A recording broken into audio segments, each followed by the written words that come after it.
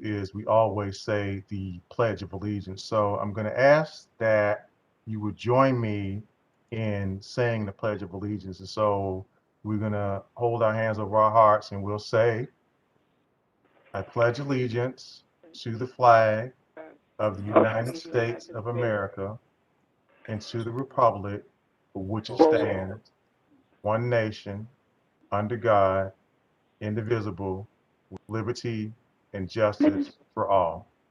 So we say thank you, thank you, thank you for that. And I ask that you continue to join me in our silent word of prayer. I ask our brand new 47th Precinct Community Council President, Mr. Toba Crown, to bless us with a word of prayer. So, Mr. Crown.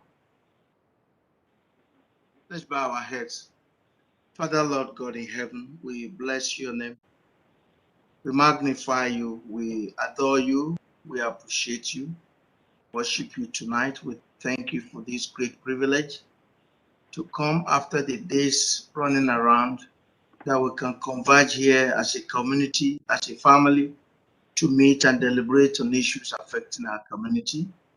We thank you for the gift of life, that regardless of the pandemic and all that is going on, earthquake, tornado, you are able to save us, give us opportunity, Lord, to be on the surface and not under. We thank you for your guidance and your protection. We thank you, Lord, for giving us hope, that regardless of what we're going through individually, as a community, as a nation, there is still hope at the end, and there is light at the end of the tunnel. Lord, we give you all the blessing. Thank you for every man, every woman, young and old, that are converging here tonight. Thank you for the leadership of this council, that as we continue to meet to discuss issues about injustices, issues about quality of life, issues about human rights, issues about security, public safety, Lord, we pray that you take preeminence and you will guide us, that our individuality will be nothing, but Lord, our selflessness will become uppermost. Lord, we ask all this in the name of our Lord Jesus Christ. Amen. Amen. Amen. Wow, Toba, that's just that prayer was really got me invigorated. So thank you for such an outstanding lead, and also thank you for being a partner with us with what you do at the 47th Precinct Community Council, and of course, and what we do here at Community Board 12. So thank you, thank you, thank you. You're So welcome. everybody, welcome. I mean, again, I know that we were supposed to meet in person, but unfortunately, we're still under COVID protocols due to that nasty variant, the Delta variant that's going on right now. And so, we will still be meeting virtually until January 15th, and hopefully we'll see where we are from that point forward. And then hopefully I'll get to see you again. For those individuals or board members that I got to see in person already, it was great seeing you over the summer to had a chance to hang out with you or pass out surveys, and then we'll talk about that in a little bit. But more importantly, just to be able to see everybody and be able to break bread with board members. So again, thank you so much for just being the wonderful people that you are. So what I want to do is I want to share my screen because I'm going to need a motion on the agenda. And so what I want to do is make certain that I'm doing this properly. Oh, that's not what I want to share. Oops, here we go. So what I want to share is the agenda. And so the agenda will go as follows. So the first thing that we will do is we will talk about, we'll have our public gallery session. And the reason that we're going to do that is following. The community board has three primary tenets that we have. The first tenet, of course, is land use issues. So we vote and we consulted on land use issues to city planning and other agencies. The next thing that we do, of course, is budget consultations. And so, of course, that's going on right now, in which you, the community, get to tell us where you think monies are needed in order to tell our city council person so that we can actually vote on the budget. So, again, that's ongoing, and I will talk about that in a little bit. But the most important part, of course, is to listen to the needs and concerns of our constituents. And thus, that's why we have the public gallery session. And so that session will be run by our first vice chair, Mr. Jeria Bennett. And of course, that is for community members only. Okay. So the public gallery session is for community members only. I'm looking at item number 2, and we will discuss that later. I need to do a little bit of homework first. So, in other words, we're doing things by the book, and it's not that our representatives are not deserving of that, but I just want to make sure that I'm doing things properly. So, I'm going to hold off on that. Um, Next, we're going to hear from our elected officials, the ones that are here. So we already know that Assemblyman Dennewitz's representative is here, and he may be here himself. I see Marilex is here from the DA's office. I see someone is here from Councilman Riley's office. So you get to hear from our elected officials because, again, hearing from them is also important as well. Then, of course, I see Alexis Ruiz, who is here from the borough president's office, and so she will give greetings from the borough president. Then I will give my report, which of course I will not spend a lot of time on it because most of you have it already. And the district manager's report is also going out. And then we will talk about the board minutes, financial reports, and so forth. Then we're going to talk about committee recommendations. And I think this year, I'm going to try to make certain that we move that along a little bit faster. And so I'm going to talk about some parliamentary procedures that I've learned over the years, over the summer. And I'm glad to say I think Ms. Claude and Ms. Benitez joined on those calls. And so, we can go through this together. And then, of course, we have some old business that we have to take care of, mainly floor nominations, because, of course, we still need to have our elections, because, as you know, they were postponed. And so we will have our last bit of nominations. So our nominating committee chair will take care of that. And then, of course, we have our new business, which, of course, Ms. Coronel, who's the chair of our not-for-profit committee, will give the results of the community needs survey, the cursory results. And then we're going to introduce something new, and which is a code of conduct policy that it appears is needed. And then, of course, the most thing that I'm most excited about are the new member introductions. And so what I would like to do before going into community speaks is I would need a motion from the floor to accept the agenda with the modified amendments.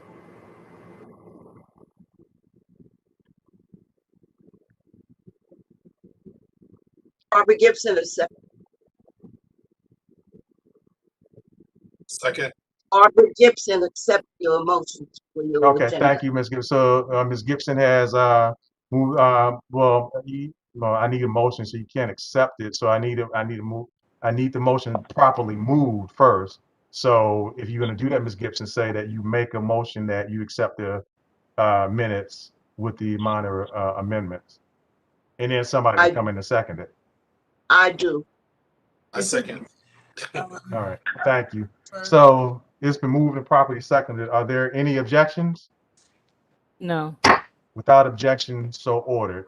So again, so we're moving on to the public gallery section first. So here's how this works, ladies and gentlemen. Actually, you know what? I'm gonna have Madam First Vice Chair do that. She's gonna explain the rules and go from there. So I'm gonna let her do that. So Madam First Vice Chair, the floor is yours. Okay. Good evening, everybody, and welcome to Community Board 12's meeting. Hello, everybody from last year. So good to see your faces. And everybody who's new. Oh, Tova, I'm so glad for you to be the president of the Precinct Council. Congratulations. And everybody who's new, I welcome you, welcome you, welcome you to our Community Board meeting. So we are going to have this public gallery right now. Each person gets 3 minutes. You get 3 minutes, and I'm going to ask the wonderful, illustrious John Isaac to keep time, okay? And just to let you know just about when it's about your time to be finished. I'm also going to computer, and I'm going to ask that you raise your hands. You can raise your hands now so that I'm aware that you are wanting to speak. Okay, so if you do raise your hands, by all means, you can speak. So this session right now is for community members only. Okay, all right. So let me see. I see the first hand rise is Toba. So Toba. Thank you very much. Good evening, community. I just want to officially introduce myself as the president of the 47th Precinct Community Council. I know some of us are used to the council, do attend all these meetings together. And sometimes some of the issues that are supposed to go to council actually come to the board. So there is need for us to synergize in our meetings and what we do. So I want to say this to say that in the council, we want to try as much as possible to have in-person meetings. We tried it this month. It worked very well for us. We're going for it for October, and the next meeting is going to be coming up at New Testament Temple. We believe it's on Seymour by Boston Road.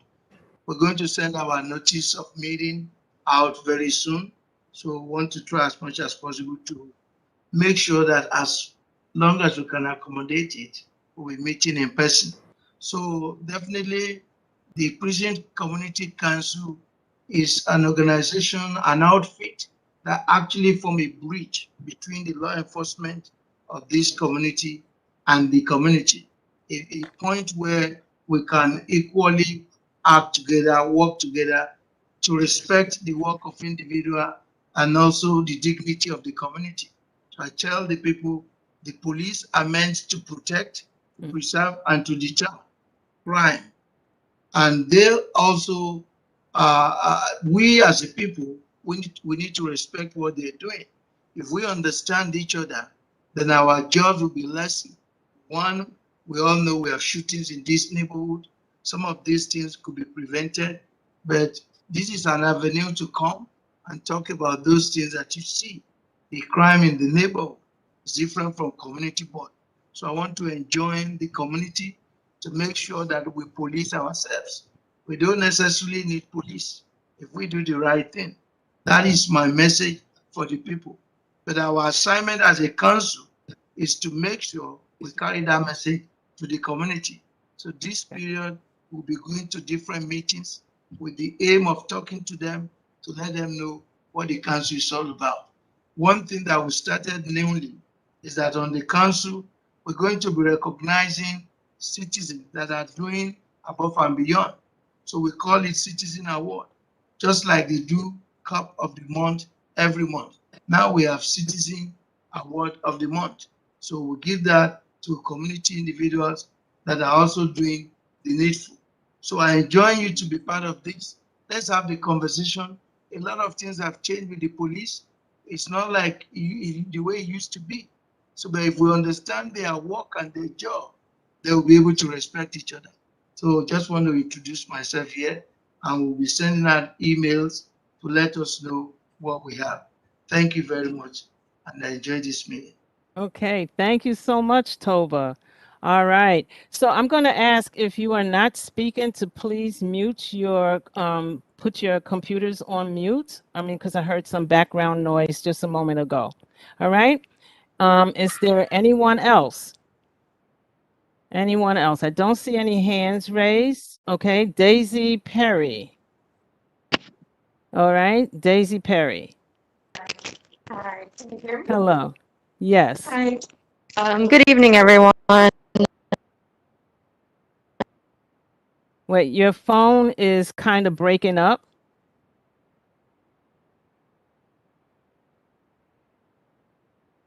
In Woodlawn area, we need more lighting by the Metro North on Webster. It's dark when we come from work, and just like street lighting Oh, and like the sidewalk fixings. I don't know if that's this meeting. okay. And then how would I know about more meetings? Like, do I call to find out? Okay, so as far as more meetings are concerned, you're on here now. You should be getting emails when there is general meetings that goes on that you can attend. As far as the Metro North, and it is dark. I could attest to that because I also am coming home. And in going on the Metro North in the morning is kind of dark. I'm not sure who that would go to. Maybe Mr. Burke. Dr. Burke, you could chime in and tell us who it would go to. Oh, nope, nope, nope. I see Ursula. Ursula. Hey, Ursula. So she broke up and I didn't hear the Okay. exact location. She's saying the Um, Metro North. yes, Webster Avenue and 234th Street. Okay, I'll Thank put it you. in for you Thank you. and I'll make sure you're on the mailing list. Okay. Thank you so much. You're welcome. Okay. All right. All right. So who is next? I see John Isaac. Yeah, I just have a comment. Yesterday, I woke up and there Well, was one of those. I'm sorry, John. John. It's just So for the community. I have to, being that you a In board member, let's talk board about member. what you got, if you can, and when it comes to us, okay? Okay, I can All save right, it for. thanks, John. I'm sorry Okay. about that. Cool. You have Miss Willa. She has her hand raised. Yes. Thank you, Alfredo. Hey, Alfredo. Thank you so much. Yes, Willa.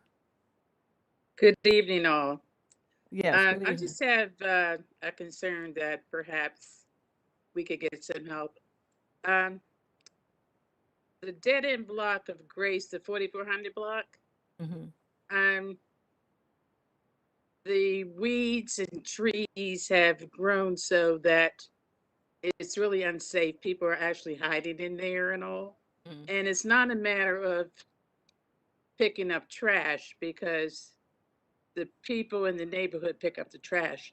But is there any way that we could kind of get like the weeds and things cut down? I know that the guy that used to take care of Bissell Gardens, I think he's ill. So, you know, by that happening, it's really unkept. And it's really unsafe because people could come out of the bushes at any moment and it gets very dark up there. So my concern is if there's any way, or should we notify someone to have the bushes and things cut down? I know one time the Parks Department would help, but I don't think they're doing anything now either. So Okay. I was So just wondering what we should do next. where is that location again? It's the 4400 block of Grace. Okay. The Bissell Gardens. It's part of Yeah. Bissell Gardens. Okay. So All right, Ursula. I got it. I'm gonna reach out to them right now. Okay, because I know they had a cleanup, I think, last week. Okay, yeah. But again, too, it's not a matter of picking up trash. You know what I'm saying? Yeah. Right, you need the weeds It's a matter- cut. I'm gonna reach out right now, okay? Okay, because people are hiding in there. All right, all right, I'll try to take care of it. Greatly appreciate it, Ursula. Okay, thank you. Okay. Thank you, Willa. Thank you so much for that welcome. information. And now we have Barbara King. Hi, good evening, everyone.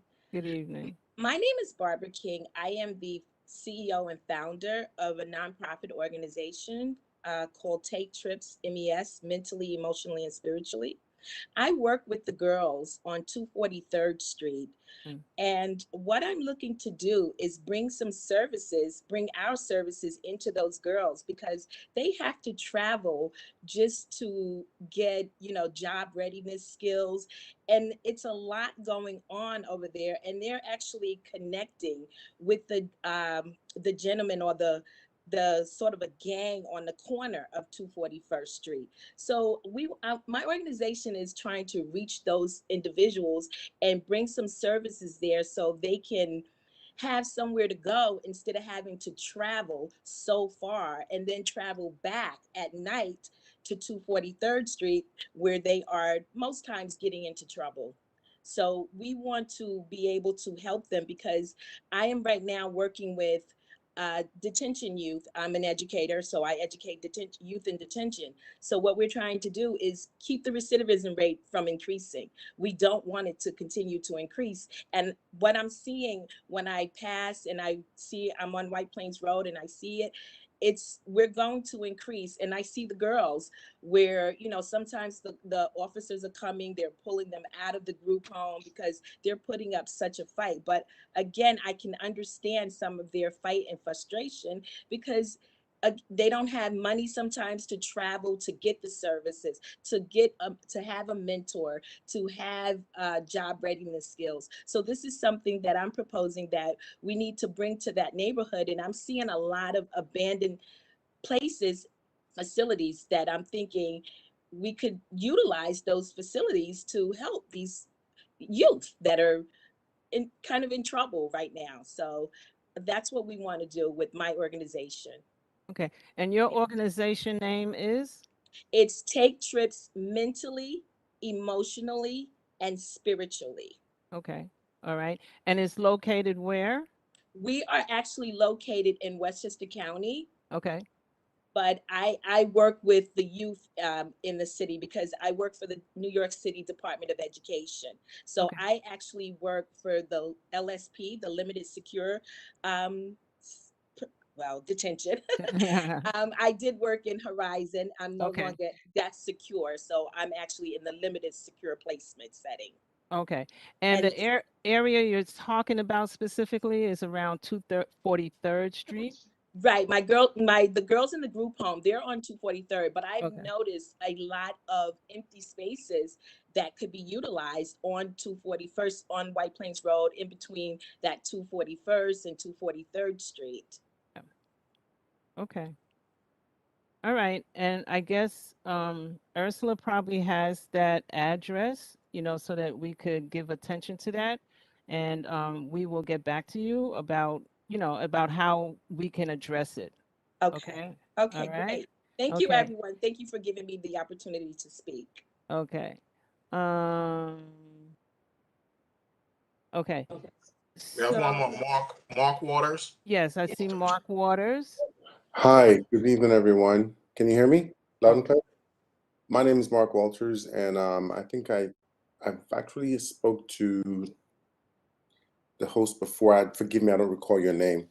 But like I said before, I have lived in this neighborhood for half my adult life, for over 27 years, and the issue that has really been troubling me is the homeless encampment at the East 241st Street train station. At one point, they had like a red sofa that they were just sitting on. And Ms. Green was really instrumental in getting the sanitation department to actually remove that. And I just want to know what's being done, because you have the homeless who are camped out by the post office on 241st Street, and they're camped out by the train station.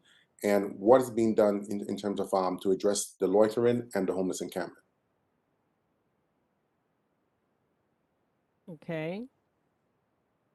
Um, Hey, okay, yeah. so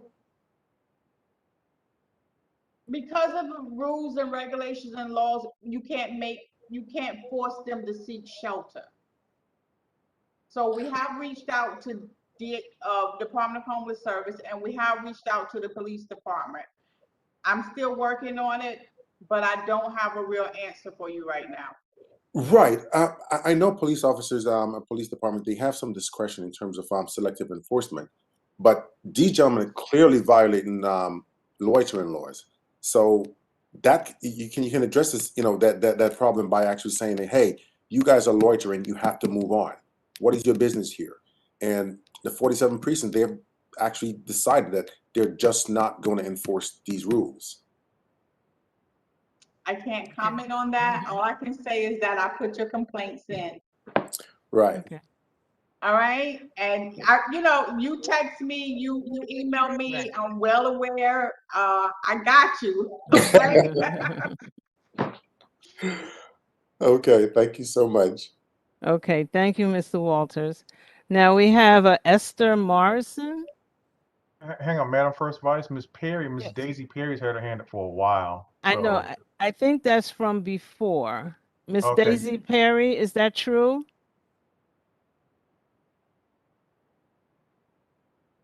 Yeah, that's when she had. Sorry, I didn't hear it. Sorry. Do you have your hand up, or is that from before when you spoke? I think that's from before. I don't know how to take it. Okay, there you go. All right. So Esther Morrison. Hi, everybody. I'm coming to talk with you about a concern that me and my neighbors between 219 and 220th Street on Barnes Avenue is having. Mhm. On that corner of 220th Street, the storm waters from Ida overflowed that street drain, and our row of homes is at least I would say 10 homes on this block and going towards 220th and some down the other way. Our basements got flooded 2 feet. Mm. And it's a repeated loss that we are enduring. It also happened again at Tropical Storm Ida in July, and then it happened even worse in Tropical Storm Ida. And from what I understand, when we went down to the FEMA command center, that they're saying that the Department of Environmental Protection is responsible for maintaining those street drains, and they haven't been doing that. At least we haven't seen it. And the Department of Buildings told us to it's public information to get that record to see how often they're maintaining that drain. But what I wanted to say was, since we went down to the FEMA command center, that they're asking us to get flood insurance for any future things, and they're requesting that certain things have to be done in the community so that we can have discounted points for our flood insurance. And a couple of those things was what storm water management system the DEP has, what drain system maintenance do they have. Those are things that will help us to have a reduced flood insurance. But my main concern is that our homes have suffered repeated loss anytime those storm drains overflow. That street on 220th Street and Barnes Avenue overflow, our homes have suffered damage.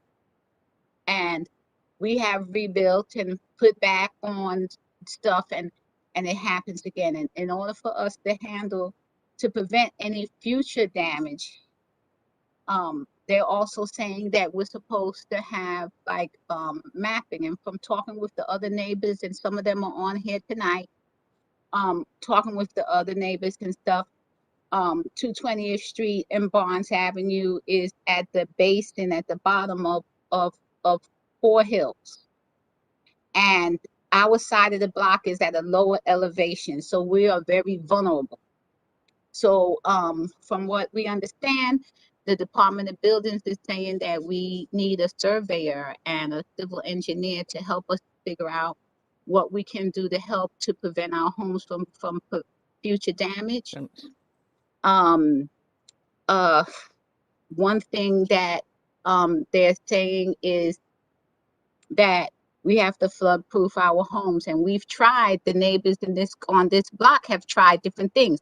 Some neighbors got bigger drains, but it didn't work. Some neighbors resloped their driveway, but it didn't work. So that's the reason why we need some technical assistance from a surveyor or a civil engineer to tell us just what is going to work for us. And what we understand is that the outlet pipe that's underneath our house, in the front of our house, they said Department of Buildings said it is DEP's responsibility, and they're trying to say no, it's not. But we cannot go down to that level and replace that outlet pipe to connect to their city pipe, and DOB said it is DEP's responsibility. So we're asking you for your help. I understand while I was browsing the FEMA website that they have the BRIC grant opening up on the 30th, that an organization or a group can apply for to help mitigate some of the hazard. So we're putting it out there for you guys. These are the homes from 219 to 220 20. First Avenue, and a little bit up further and a little bit down further. The Okay. church and a church and a family daycare. Thank you, Miss Esther. Go ahead, Ursula. Hey, so I spoke to Miss Esther. I reached out to DEP. I reached out to the controller's office. I reached out to DOT. I'm still waiting to hear back from DOT. As far as a surveyor, that is actually the homeowner's responsibility, but please tell me Robert Hall is here. Maybe NHS can help them.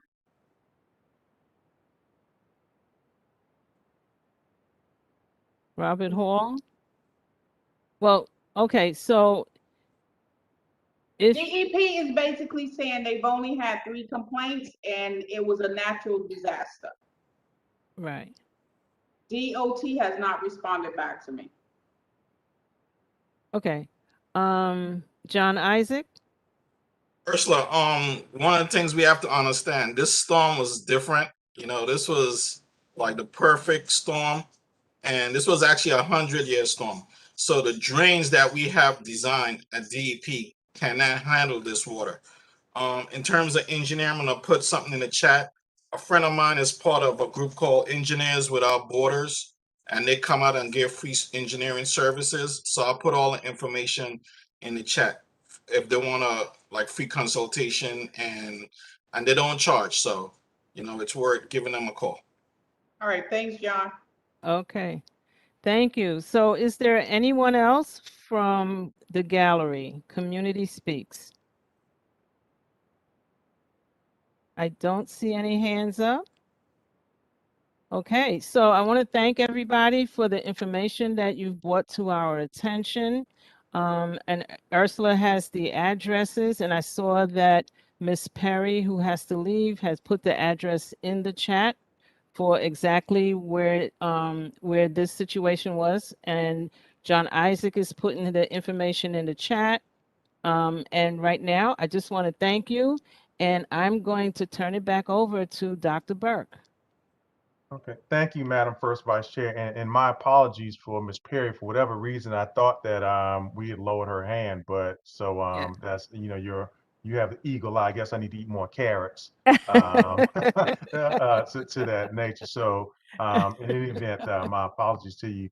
But I would Okay. also to Ms. Morrison, I would also, if I were you, I would also file a claim with the city. If you go to nyc.gov/IDA, and I would give it a shot as well. I mean, I don't know whether or not they're going to pay for it or not, but that's something that I would also look into as well if I were you. So, with that being said, and with the first vice chair turning it over, we are now going to move into business session, which of course we get to hear from our elected officials. So first up, of course, is Councilman Raleigh. So I know I saw someone here from his office. Hey, can you hear me? Yes, we can hear you. All right. Hi, everyone. So I see some familiar faces, but my name is Cynthia. I'm from Councilmember Kevin Riley's office. I do constituent services. I've put my email in the chat before, and I'll put it again. We just wanted to let everyone know about the new initiative that we have with the Wildcat Corporation to help clean up the district. If you know of any spots in the district that need some attending to, that have like improperly disposed of trash, just let us know. Again, I'm going to put the information in the chat, but you can also call 718-684-5509. You wouldn't mind repeating that? That was kind of sort of fast. Can you Yeah. slow that down, please? All right. So it's 718-684-5509. That's our office number. Our office, we're open for very, very, very limited services because it's currently under construction, but we hope to conclude construction by the end of the year. Okay. All right. So thank you so much, Ms. Briscoe.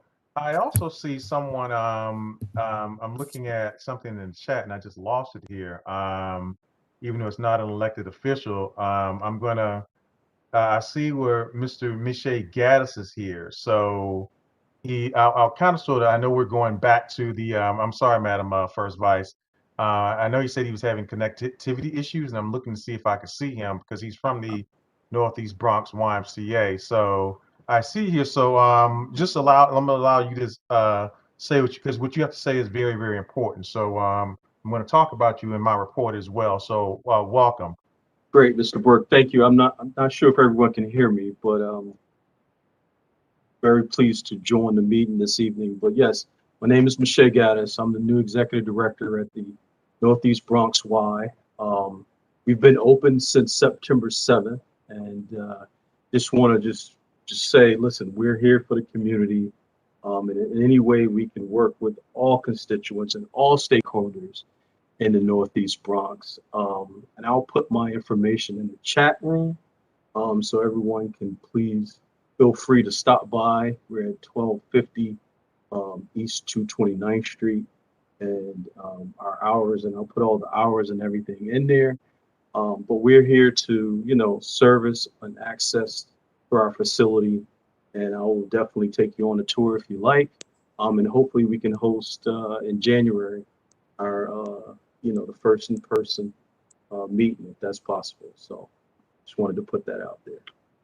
Well, it's funny you should say that. I see Mr. DeCastro on it. As I said, I'm going to say something in a little bit as it pertains to the YMCA, but I give Mr. DeCastro an early shout out, even though I'm going to say something in a little bit. But the one thing that I can say is that you guys have a beautiful facility, and that's one of the things that we actually talked about was actually having a meeting in there because there's plenty of space. So like I said, I'm sure hopefully you reach out to me. Of course, you have Ursula and our district manager, George Torres. So between the three of us, we should be able to maybe make something happen, especially if we have to be socially distanced. So that's something that, we were already thinking about at the groundbreaking. So I'm glad that you mentioned that. So thank you. We look And forward to hosting. not a problem. Thank you. And welcome. So next, Councilman Eric Denowitz. Is there someone here from his office, or is the councilman here himself? I don't know, but is someone here from Councilman Denowitz's office? Hi, good night, everyone. Sabrina Campbell here from Councilmember Denowitz's office. Hi, Sabrina. How are you doing? Oh, one other thing I need to ask you. So if you're not speaking, please make certain that you are muted. All right. So there are some people here that are have their mics open. So if you're not speaking, please make certain that you're muted. So go ahead, Sabrina. Welcome. How are you doing today? Good. Thank you for asking. How are you? I'm fantastic. So what news do you have from us for the councilman? Excuse me, for us from the councilman, excuse me. Yes. So just some updates. Our office has begun meeting with groups to discuss ways to increase cleanups and landscaping improvements throughout the area.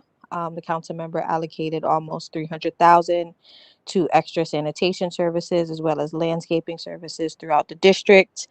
We asked that, everyone email, I'm going to place it in the email, but just email our office with any pictures or locations of areas that need to be cleaned up. Obviously, we know that White Plains Road definitely needs around the clock cleaning, and we're working with sanitation as well as groups such as ACE and Wildcat to see if we can increase the maintenance of White Plains Road and just any other areas in the district that are high traffic areas in the district that need consistent cleaning.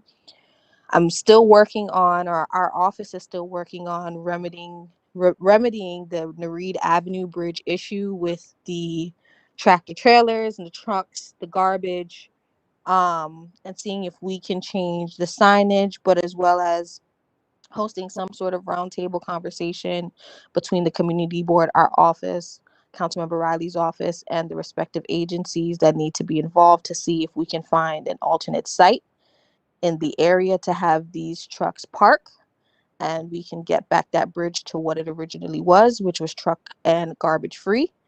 Some legislative updates. The council met today for a stated charter meeting and passed 10 pieces of legislation. This includes package of bills to provide greater workplace protections for app-based delivery workers, a bill that Councilmember Dinowitz sponsored to provide severance pay for laid off hotel workers. The council member will also be leading a veterans committee hearing on the 27th. The topic of the meeting or the hearing will be assisting veterans to upgrade their discharge status to receive benefits, but our office is open 9:30 to 5 p.m. We are assisting constituents. We aren't hosting anyone in office, but we are available to visit sites and to have constituents stop by. And we can also be reached over the phone, but I will put our office's contact information in the chat. Okay, so thank you very, very much. Please give Councilman Denowitz our best, and I look forward to telling him, please give the kids my best. He'll know what I'm talking about when I say that, Okay, and just give him our best. So thank you very, very much. will do. Okay, so next is someone here from Senator Jamal Bailey's office.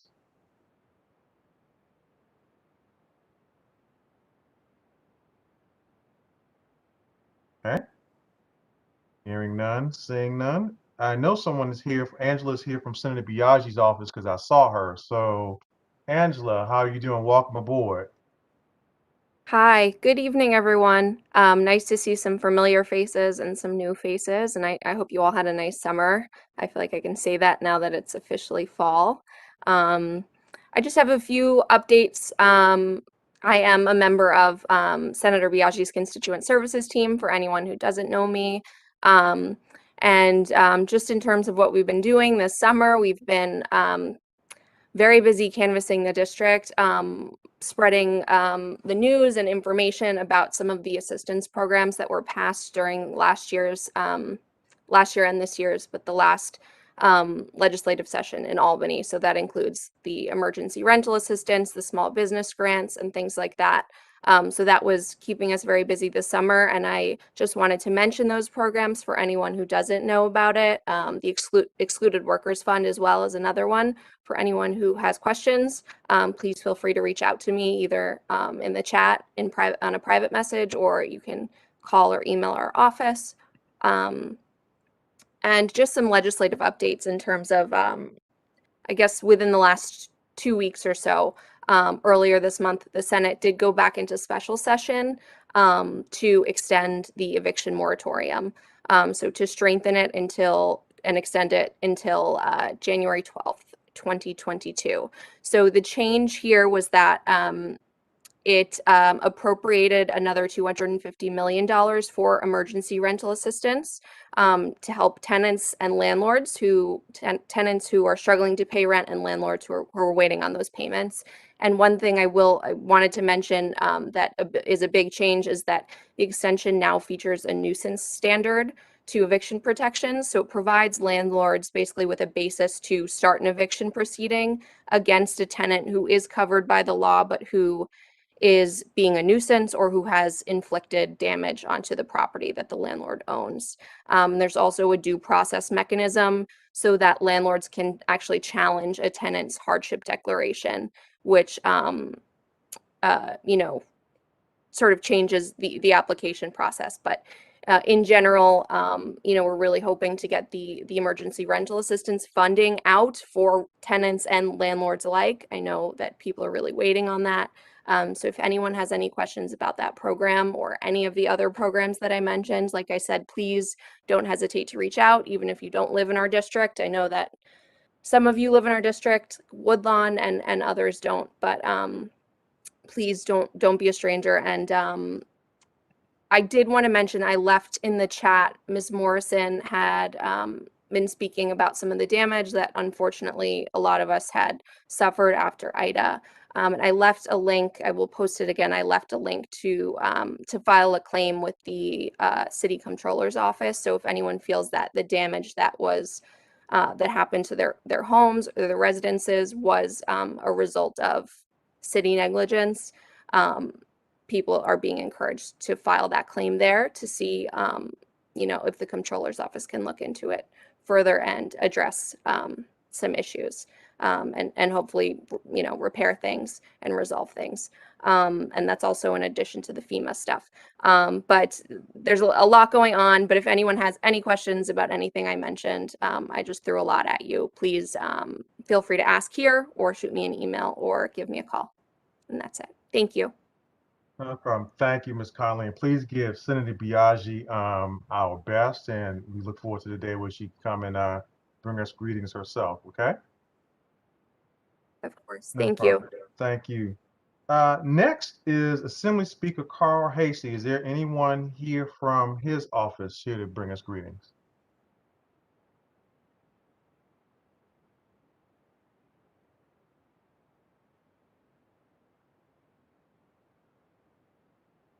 Okay, hearing none.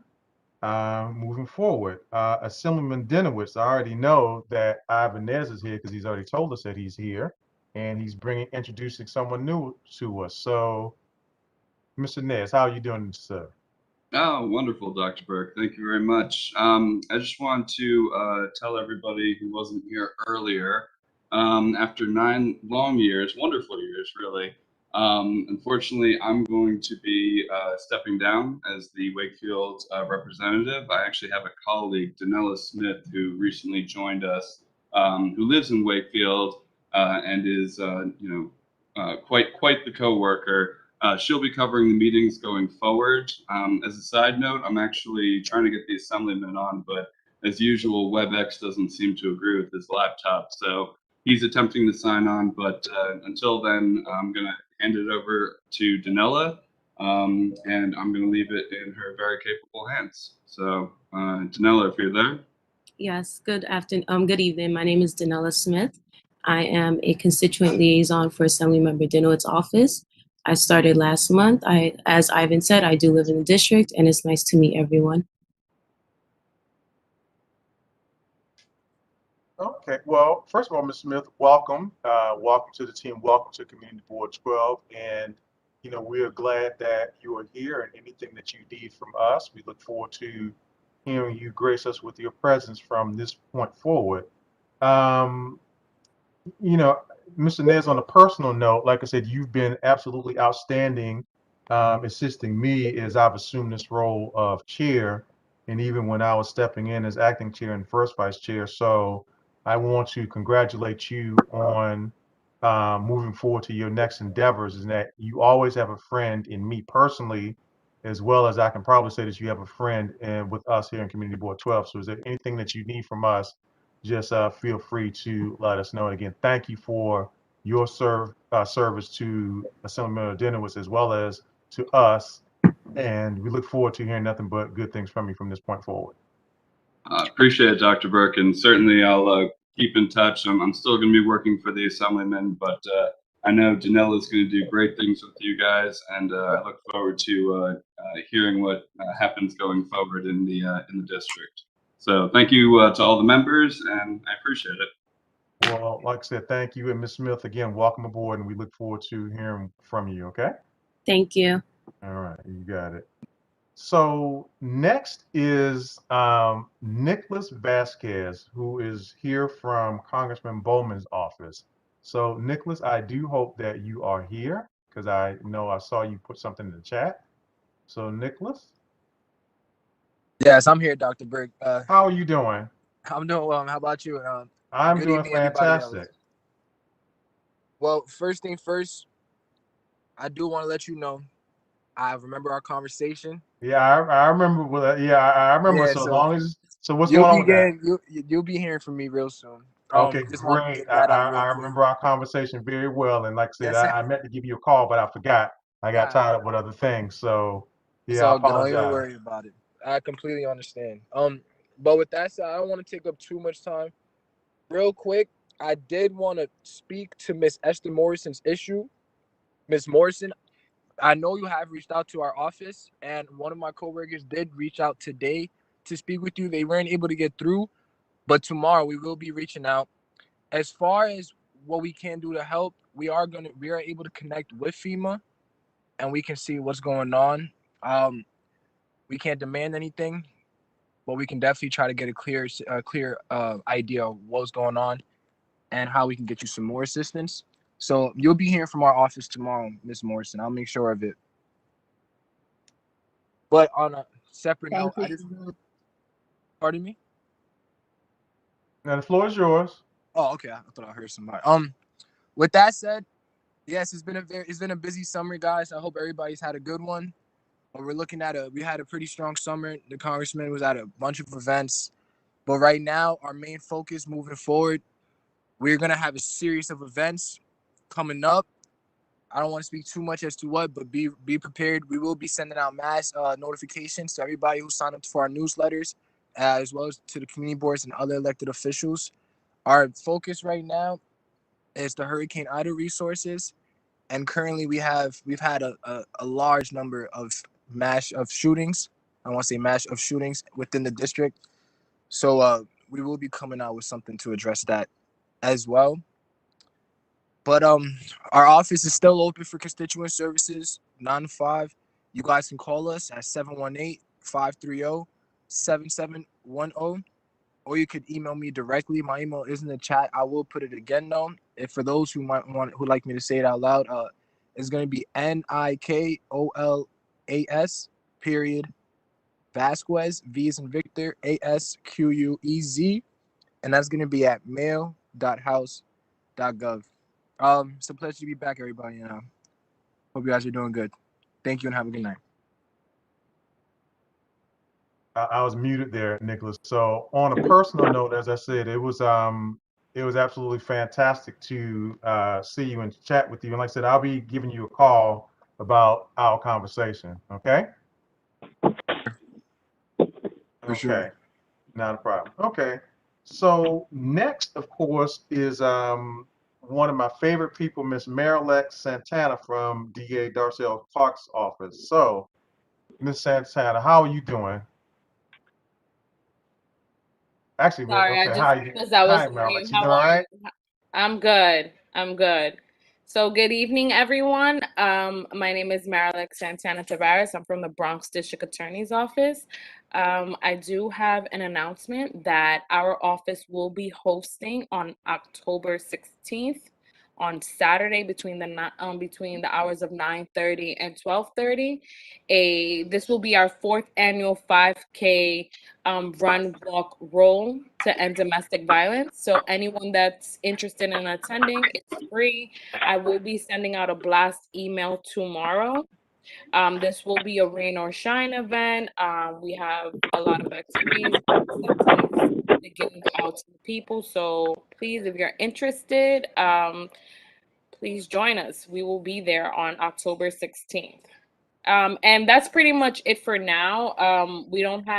We're working on a few other projects that we can't really mention yet. But once those are finalized, we will be able to spread the word. So if anyone has any questions or concern, I put my information in the chat box. You can ask me now, ask me later, however you please. Okay, thank you, Thank Marilex. you. And by the way, please give Erica our best too. And it was great seeing you the other day, and it's great seeing you here this evening. So Thank again, you. and I will. please give your baby our best as well. Okay. I know everybody hears him. I don't know. Well, that's okay. I mean, you let us know that you were a new mom, and so we just want to say thank you. I mean, we really appreciate what you do in the DA's office, and so I just want to say that as well. Okay. Not a problem. Okay, I have to ask once more because I'm hearing some whistling in the background. If you are not speaking, please mute yourself, okay? It is disrespectful to those who are speaking if you have your mics open, okay? The information that our elected officials are providing is critical for everybody, and so I'm going to need everybody to mute themselves. So if you are not speaking, and that should be everyone. So thank you very, very much. Is there anyone here from Controller Scott Stringer's office?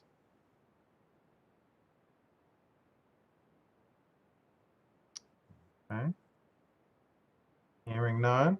And is there anyone here from the Community Affairs Unit at Mayor de Blasio's office?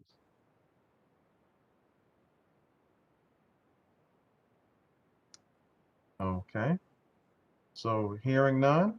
So with that, we move into the next portion of our agenda. And so, we hear from our Bronx Borough President, Ruben Diaz Jr. And so representing him, always, I see something from Mr. Ned. So hang on for a second, Mr. Ned. Let me get to Alexis Ruiz from the Borough President's office, and then I will open up the floor. Okay, so just give me a second.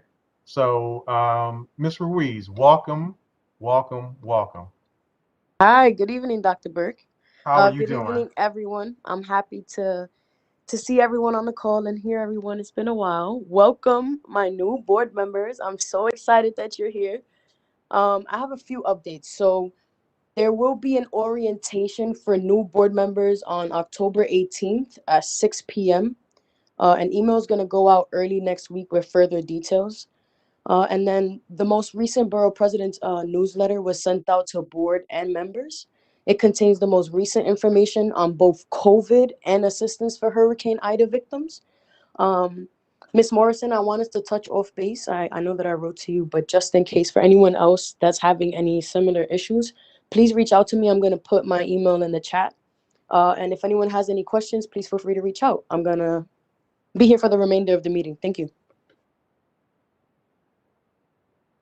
Okay, so thank you, Alexis. So, Mr. Nez, you say Assemblyman Denowitz is here. I don't see him, but I take your word for it. So you said he's here? Yeah, sorry, Dr. Burke. He was in the preview section and thought he was in the meeting, so I believe he I should see him. be. He is here. There he is. Assemblyman Denowitz, how are you doing?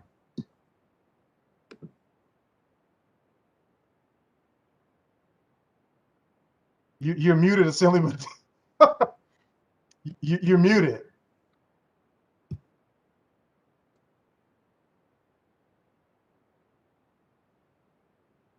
Okay.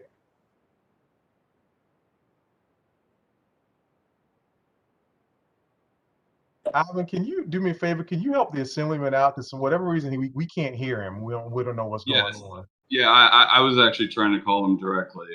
Give me Okay. 1 second. I apologize for this. Oh, look at that. There's a button that says unmute. Can you hear me now? Yeah, we There can. you go. I'm trying not to laugh, Assemblyman Denowitz. Yeah, we can hear you now. So that's it. How are you doing?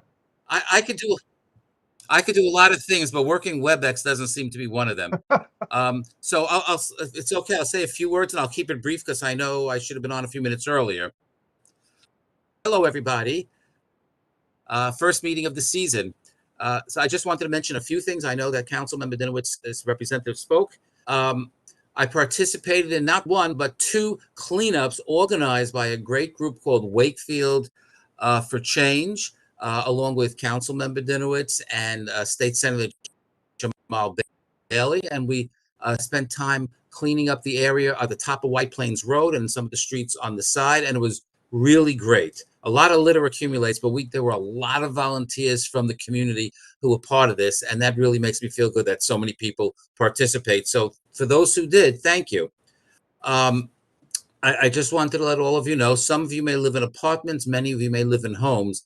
We passed the eviction and foreclosure moratorium extension on September 1st at the beginning of this month. And that was my legislation. I was the author and lead sponsor of it. And before I even get to that piece, part of it was legislation that allowed community boards and other agencies to continue to meet on Zoom and on WebEx, and to meet electronically and remotely, because without that, you would have been forced to meet in person. And I don't know that everybody was ready to do that, given the fact that the pandemic is still raging.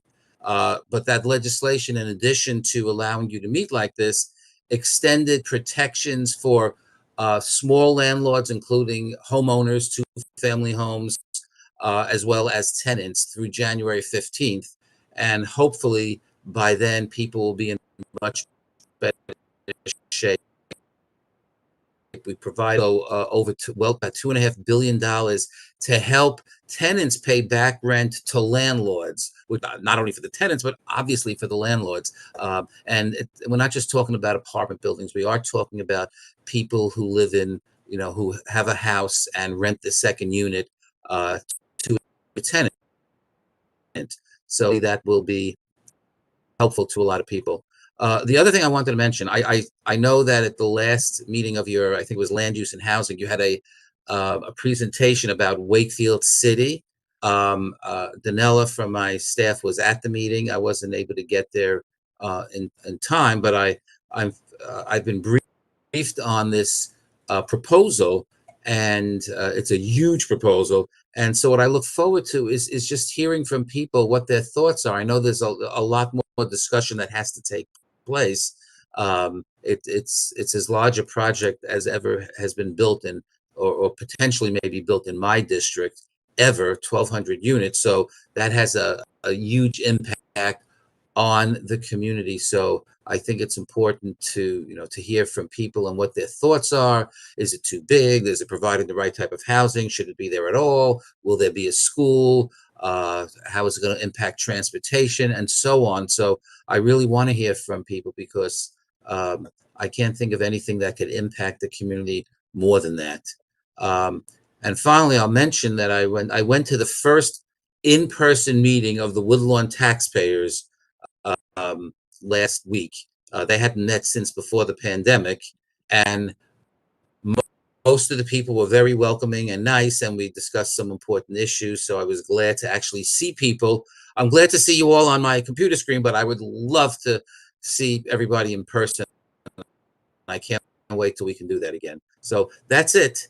That's my brief report. If you have any questions, otherwise I will, let you get on to the rest of your business. Well, Assemblyman Dumas, first of all, I echo your sentiments personally as far as meeting in person goes. And it was, truth be told, it was refreshing. I know that, we're our 47th Precinct Community Council President, actually, they met in person. It was just refreshing to see everybody. So I'm disappointed personally that we're not meeting in the carriage house. But as you stated, the pandemic is still ongoing until, we get everybody vaccinated that is eligible to be vaccinated, so that we can mitigate this pandemic. Then, of course, that is an issue.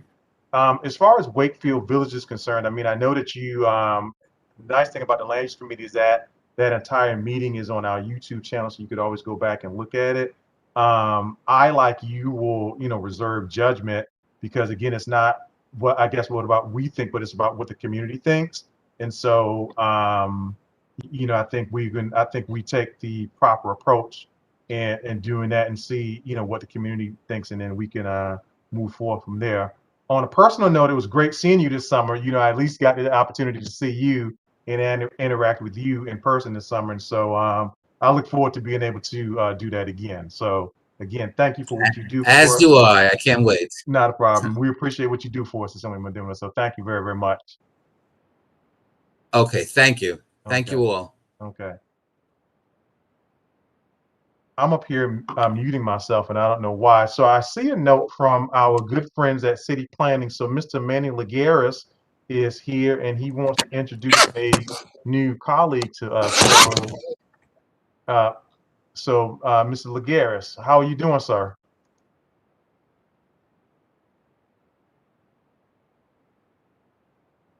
Manny? Manny, you're muted. Okay, so Manny left. Okay, so how are you doing, Ms. Davis? So he says that you are the new person. So welcome. Yes, hi everyone. My name is Laurie Davis. I'm the new city planning liaison to Board 12. It's really nice to meet you all. I look forward to working with everyone.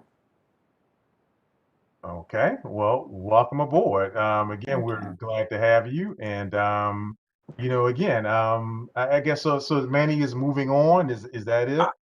Yes, Dr. Burke. Yes. How are you doing, Manny? Tonight is my last Community Board 12 meeting. I feel a little sad. Oh, geez, Manny, you're leaving us? Well, I'm leaving the board. I've been handling two boards, boards 9 and 12. We have a very short staff. We had 12 people on staff, 12 boards, and we have a deputy director, office manager. So some of us are covering more than one board. And we're starting to get new staffs coming in. And I've been relieved of having two boards. So in a way, I'm sad to lose Board 12, because I've been getting to know the board. I've met with you and George, and we've discussed rezoning, housing issues, etc. And it was very exciting. And I know that Laura Davis is going to do a great job. Please welcome her to your board.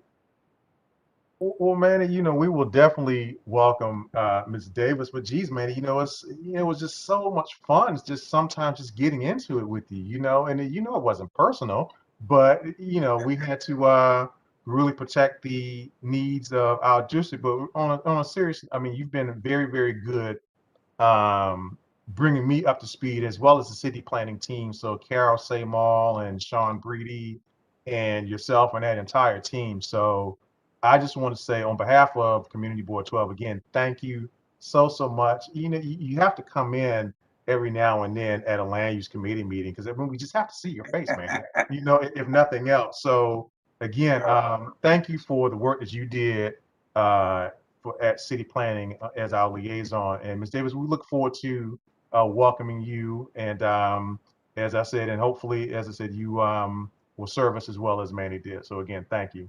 Thank you so much. Thank you. Not a problem. So with that, it's actually now time for the community chairperson's report. So it is now time for me to give my report. And so I am not going to read it because it is very lengthy.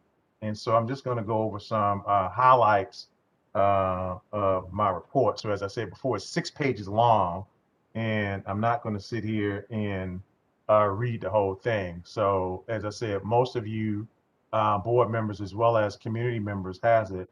So I want to highlight a couple of events. So 5, 6, and 7 were events in which we pass out our surveys. So myself, along with our first vice chair, Mr. Jerry Bennett, and as well as our not-for-profit committee chair, Ms. Beatrice Coronel, we were at Speaker Hasey's event as well as, excuse me, Senator Jamal Bailey's event, as well as National Night Out. And at National Night Out, Mr. Alfredo Figueroa, who's chair of our Public Safety Committee, actually helped hand out surveys as well. And so Ms. Cornell is going to be talking about that in a little bit.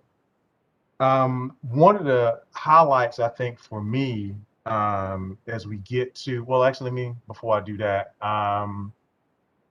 so I actually attended the parliamentarians workshop of Metro New York, and so there was some good some good information that was garnered from that, and hopefully we will be implementing some of that tonight, especially when it comes to committee reports, so that we can move our meetings along even faster. So I was going to explain what those are. The session on August 5th talked about mainly committee meetings, and the session on August the 19th was for general boards. And so, as I said, I know Ms. Benitez was there, and I think I saw, in fact, I know I saw Ms. Claude at the committee meetings, and I want to say I saw Ms. Sadie too at one of those meetings. So that's what's going on. And so, again, I'm going to use parliamentary procedure a little bit more effectively this year to hopefully get the meetings to go a little bit faster. One thing that I need to mention, of course, is that the COVID-19 testing center has actually been demobilized. So we actually now have our space back, but unfortunately, we don't have it back because we are not there. We're still meeting virtually. And on tonight, like tonight, it may be a good thing because, of course, it is raining. And so, you know, of course, we can always sing in the rain, but it's kind of sort of good that we're meeting virtually as well. But if you still need to get COVID-19 testing, of course, right now there's a mobile van that is outside the community board office. So there is still mobile testing that is going on with that. As stated before, at the 47 Precinct Community Council meeting, again, we were passing out surveys, but more importantly, you know, outside of Mr. LeCrown being sworn in as a president, our very own Alfredo Figueroa is appointed the Sergeant at Arms for the 47th Precinct Community Council. So I would like for everybody to give Alfredo a round of applause and or congratulate him in the chat because he's well deserving of that. I think one of the coup de grace for me over the summer, outside of seeing many of you board members, was of course the Northeast Bronx YMCA dedication and ribbon cutting. And I see Mr. DeCastro here. And at this moment, I want to give tribute to the elders, because if it were not for Mr. DeCastro, if it were not for Ms. Shirley Fearon, if it were not for the efforts of the speaker and the other elected officials who generated monies for that project in addition to the YMCA, But more importantly, if it were not for the Northeast Bronx Community Coalition, which a lot of elders are on that commission. Some have gone home to be with the Lord, but some are still here amongst us. And so their names are on a beautiful plaque at the Northeast Bronx YMCA. So if you have not been to the YMCA, I ask that you please go and take a visit. It is an absolutely stunning facility. And quite frankly, it is more than large enough for us to host an in-person meeting, especially if we have to be socially distant. So again, that's something to think about. But again, if it were not for the elders like Mr. DeCastro and Ms. Fearon and Mr. Samuel Granby and others, Miss Bunny, and I always forget Miss Bunny's real name, but Miss Gill, I know was one of the elders that was on there, and so many others. If it were not for them, it would not be for people like myself or Clinton or Alfredo or Jerry Beatrice to be able to take on what the legacy that they left us. And so, Mrs. Castro, again, thank you for your work in the YMCA. I also want to say that I had the opportunity to really hang out with our immediate past chairman of Community Board 12, Dr. Hall. And so he and I not only sat next to each other during the ceremony, but really got to talk to him about a lot of things that were happening. And as well as pick his brain for some advice. And so it was really great to see Dr. Hall. He sends his well wishes to you all, as well as seeing some former board members, Walter McNeil and Hillary Bloomfield as well. Bronx budget consultations are going on right now. So committee chairs and community members, if there's anything that you would like to see, a la, I heard more services, more sanitation, more police, so forth and so on, this is the time to bring that forward. I'm going to talk about some things right quick. As far as the MTA is concerned, there was a joint meeting of the borough board in the borough Severs cabinet. And so at the last transportation committee meeting, someone was talking about the Bronx bus network redesign. Well, the MTA board votes on that project this coming December. So the public outreach has already taken place and is being implemented in 2022. And I'm happy to report that Gun Hill Road has been chosen to be expanded, have expanded bus service or expanded bus priority due to the high volume that we have on Gun Hill Road. And most important is that we, in particular in the Bronx, experience a smaller dip in bus ridership than the rest of the city. So in other words, our borough rode the bus more during the pandemic than any of the other boroughs. And I guess that's due to the working nature of which our borough is. And so again, that is a good thing. So the only other thing I'm going to wind up with, let's see, I don't want to, I don't want to forget this. This is very, very important. Is that I'm looking at something that I need to mention right now, and let me just get to it as far as Bronx Borough consultations, because this is very, very important. So I'm switching pages here, so hopefully you can see this. If you are in the confines of Community Board 12, or if you're in the Bronx in general, there are paid internship programs in life sciences, in particular with life science companies here in New York City, for undergraduate and graduate students who live or go to school in the city. Now, what the city is trying to do is they're trying to get more people into sciences and STEMs, okay? And so I have the application information here is on the website, and hopefully you can see my page. If not, I'll make certain to put it in the chat. One of the questions that I asked, and I'm losing my notes here, it's probably because my notes are all over the place, but one of the questions that I asked was there a GPA requirement for this program? And the answer is no. As long as you are a student, in particular undergraduate or graduate student, in particular if you're a student of color, then of course this program is for you. So please, if you are in the confines of Community Board 12, please look into this program. another question that I asked, again, because most of you know that I'm a scientist myself, another question that I asked was, are you looking to extend to other science programs? Are you looking for mathematicians? Are you looking for engineers and so forth and so on?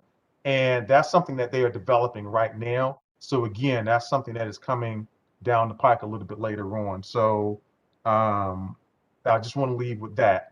Last but not least, I want to talk about the vaccination rates that we have here in our borough.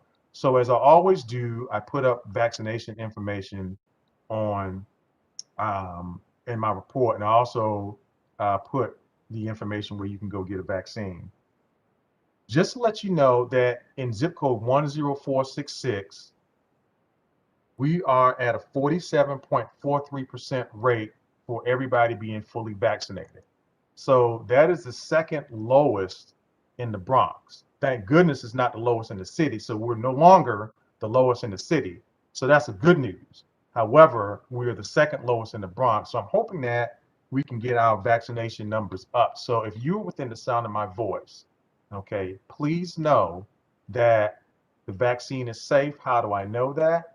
Because a colleague of mine, even though I do not know her personally, she was mentored by someone who mentored me, who just happened to graduate from Hampton, by the way.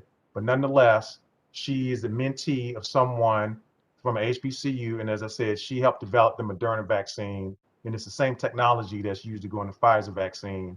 And as I said, it was a young sister that did it. So although I never met her per se, I know the person that mentored her. So please go get the vaccine. It is safe, and it will keep you, more importantly, from being lost to this treacherous virus. So on that note, I am done, and I'm going to turn this over to Ursula. I don't know if she's going to give the district manager's report or not, but if not, we can go directly into the board minutes. No, I emailed it out. Okay, you sent it out? Okay, and George is like me, so I apologize. I was a little lengthy, but there were some things that I want to cover. But as far as reading the report, it's been sent out, so everybody can read it. All right. So with that being said, I thought I saw something in the chat. Oh, so I think someone said yes. Former district manager Carmen Rosa was on the plaque, and that's true. I thought I saw something from someone else, from Councilman Riley's office, but I am not certain if I did or not. So, okay, so I was just seeing something out the corner of my eye. Okay, so next we're going to go to the board minutes. So I know Carla is here, and I know that she's still working on them. And so I don't know, Carla, if you want to say anything or you want me to just move on.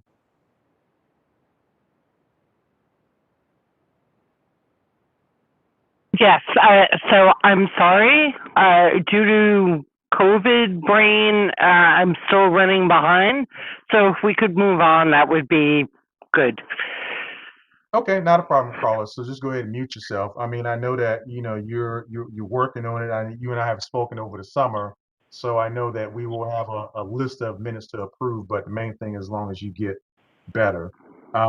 Likewise, with our financial reports, I was talking to our wonderful treasurer, Ms. Dickerson, and she has some news for us. So, Tolene, I know that you're here because I've seen you. So, Yes, good evening, family. not a How are you? I hope everybody is well. It's so good to see your faces after my adventure. God bless everybody. The financial report is very simple, very easy. We are currently at $994. That's our balance. I didn't get a lot of Sunshine Fund money, but this is a brand new year. We need to start sending our money in. You can send it by check, drop it off at the office. Make sure you call ahead to see if Ursula is there. She'll be more than happy to accept it, she told me. But we need to start paying the Sunshine Fund. The Sunshine Fund is now going to be, after a little canvassing and speaking with some of the board members, it is now going to go to $35 for the year. So please make sure you can send that by a check, or you could drop it off, but make sure Ursula is there, or you can mail it. Again, so glad to see everybody's wonderful faces and glad that you're healthy. If you have any questions for me, I will make sure my information is in the chat, but you all have it anyway. And we can go on to the next wonderful person. Well, that will be committee reports, Madam Treasurer, but thank you so much. So let me just reiterate what our treasurer has stated. So we use the sunshine funds for a lot of things. If you remember about, I want to say either in April or May, we actually talked about getting community board pins with sunshine fund money. And I could say that over the summer, you know, I attended the Bronx Borough Board meeting, and I think Community Board 9, I think it wasn't 8, I want to say it was Community Board 9. They actually have those pins that I was talking about. So they have the Community Board pins, in which is just like what the electeds have, and that's what I was thinking about, what we want and needed, and I think that's what we want. So Community Board 9 has them. We want them. So let's pay, you know, $35 at a minimum so that we can start getting the pins for the community board members that want them. Let me just say that. All right. So, and maybe we need to make that a separate line item, but we'll go from there. Okay. But we could talk about that, Madam Treasurer, as well as the board. So now we're on to, we're moving right along. So we're at committee reports.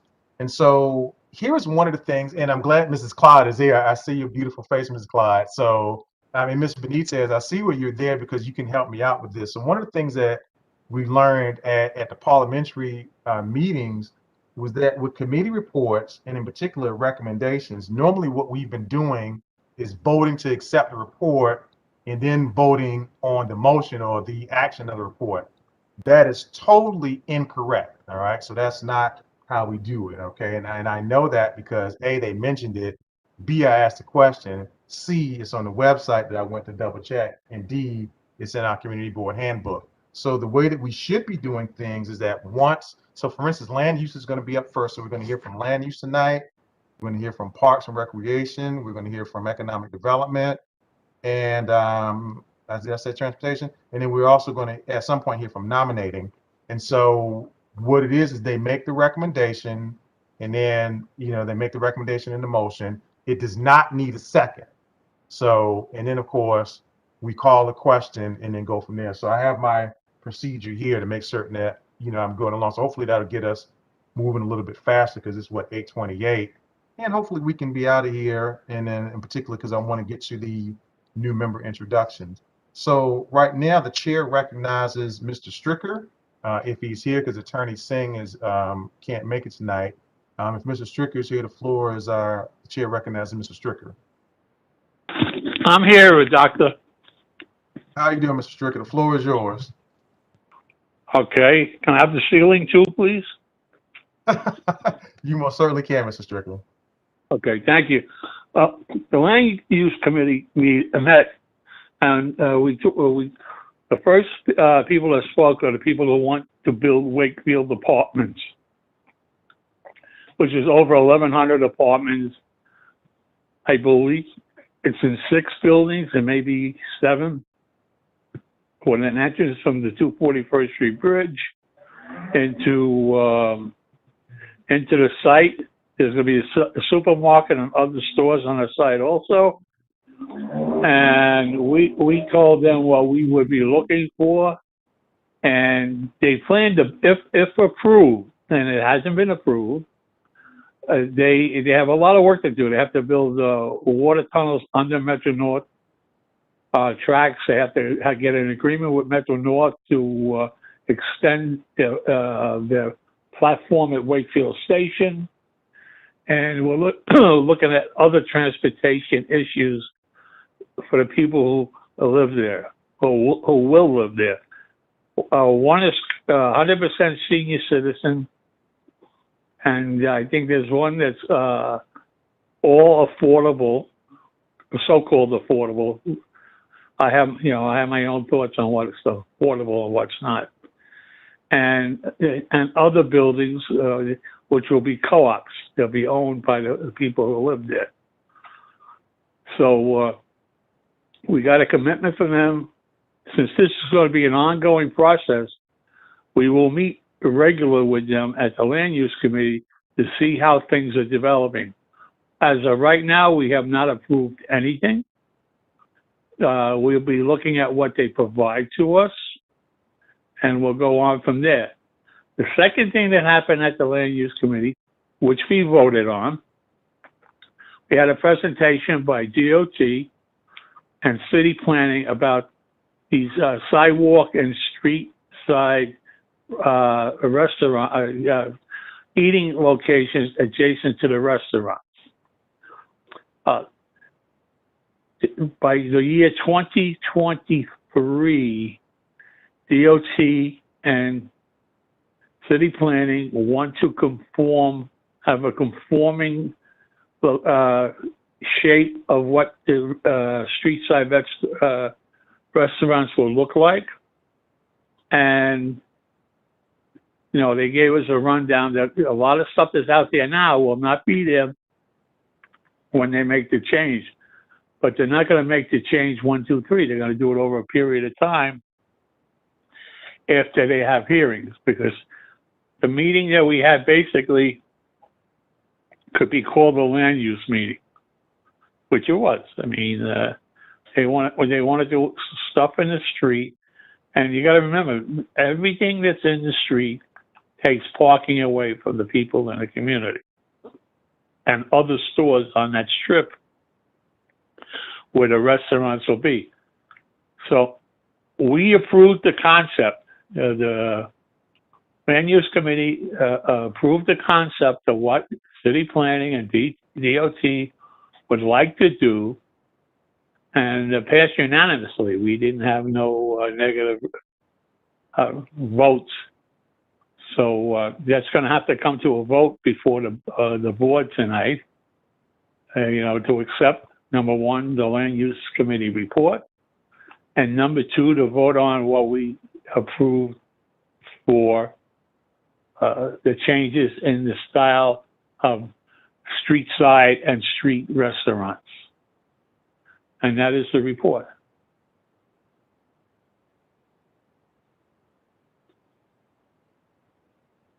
Can I have a motion that we... Okay, so what's next, Mr. Stricker? We need a motion to approve the Land Use Committee's report. Okay. And once we have that, then we can take a vote on the actual DOT and city planning issue. Okay. So go ahead, John. I rise to say that we accept the report coming from the Land Use Committee with any necessary changes.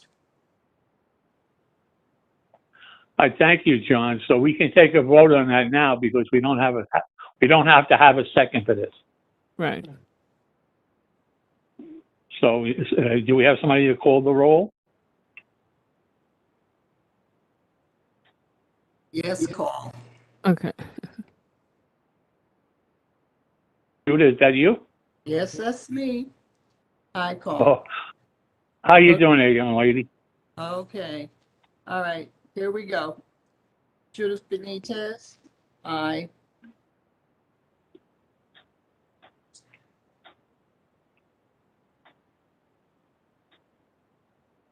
Egeria Bennett. Aye. Sydney Blair. Sydney Blair. The mic isn't working, she said. Right.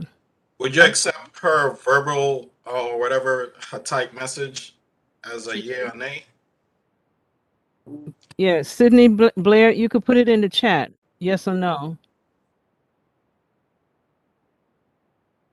Okay. She said yes.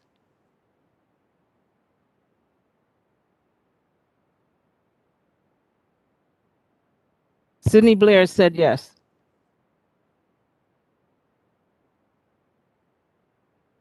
I think you're on mute.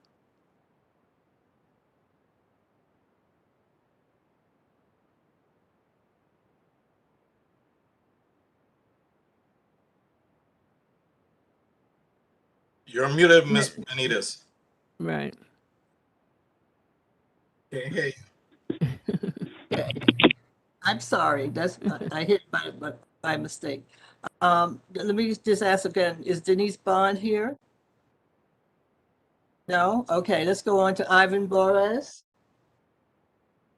Aye. Paula Basadi, Aye. Michelle Brumfield,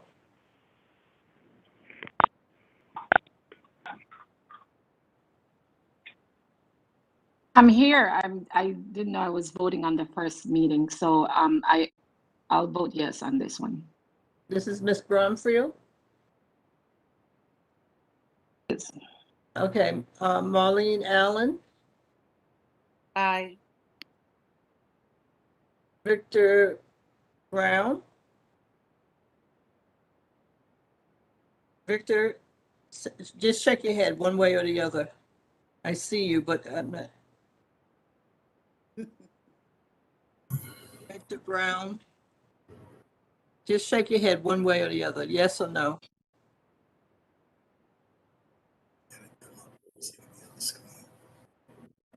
Ms. Benitez, can I jump in for a second? People, if you know that the vote is coming to you, let's just be ready to vote. We're right now taking all day because people are not ready, right? So if you know the vote is coming to you, let's get ready, vote so that we can, I mean, we're having a good meeting, okay? Let's not hold this up, all right? I'm sorry, Ms. Benitez. I'm kind of sort of doing what you do, all right? So Mr. Brown, we'll come back to you. Who's next, Ms. Benitez? I have a feeling it's gonna be I, but you know.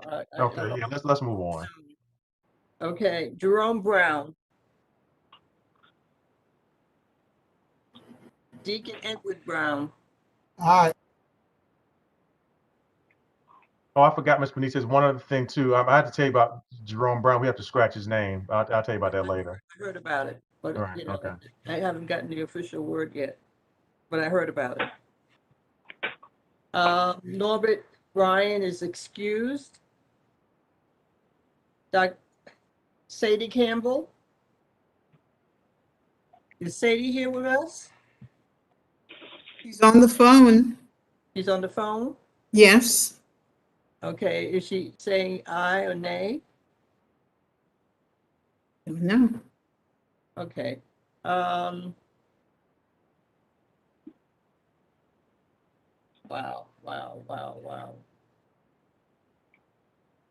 Wow. Joan Claude. Aye. Thank you, Joan. You're welcome. Beatrice Coronel. Aye. Thank you. Tolene Dickerson. Aye. And Denise Bond is on her way on.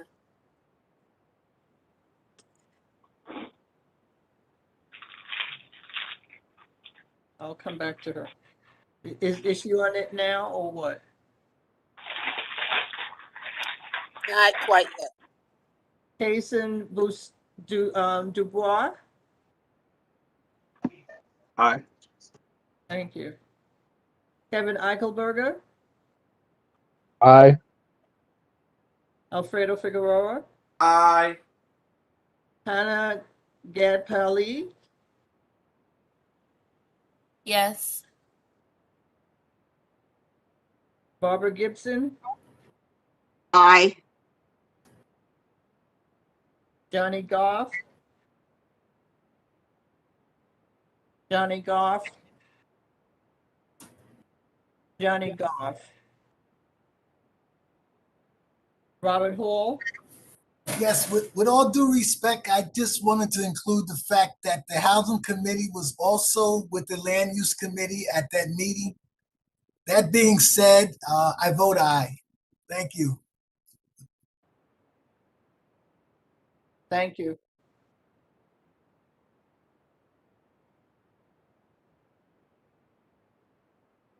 Lisa Hayes is excused. John Isaac. Aye. Theodore James. Aye. Keisha Lago Martin. Keisha Lago Martin.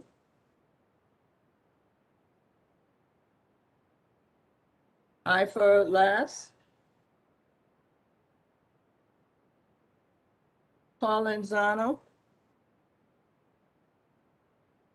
Colenzano. Jaron Manzanet. Am I correctly pronouncing it? Jaron, are you there? He's one of our new board members. Jaron, are you on the phone? I have a feeling you're on the phone. Lucille Martin. Aye. Shanika Moore. Aye. Clinton Mike. Aye. Carmen Ortiz.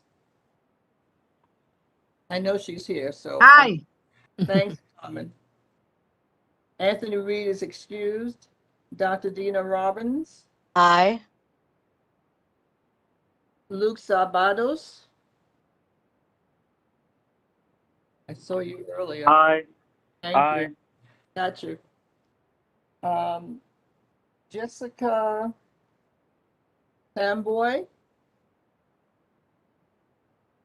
Jessica Samboy.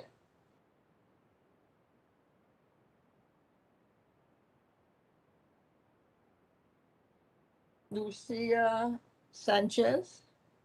Luisa Sanchez.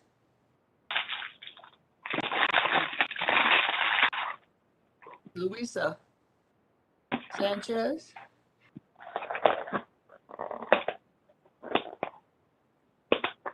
Carrie Singh is excused. Carl Stricker.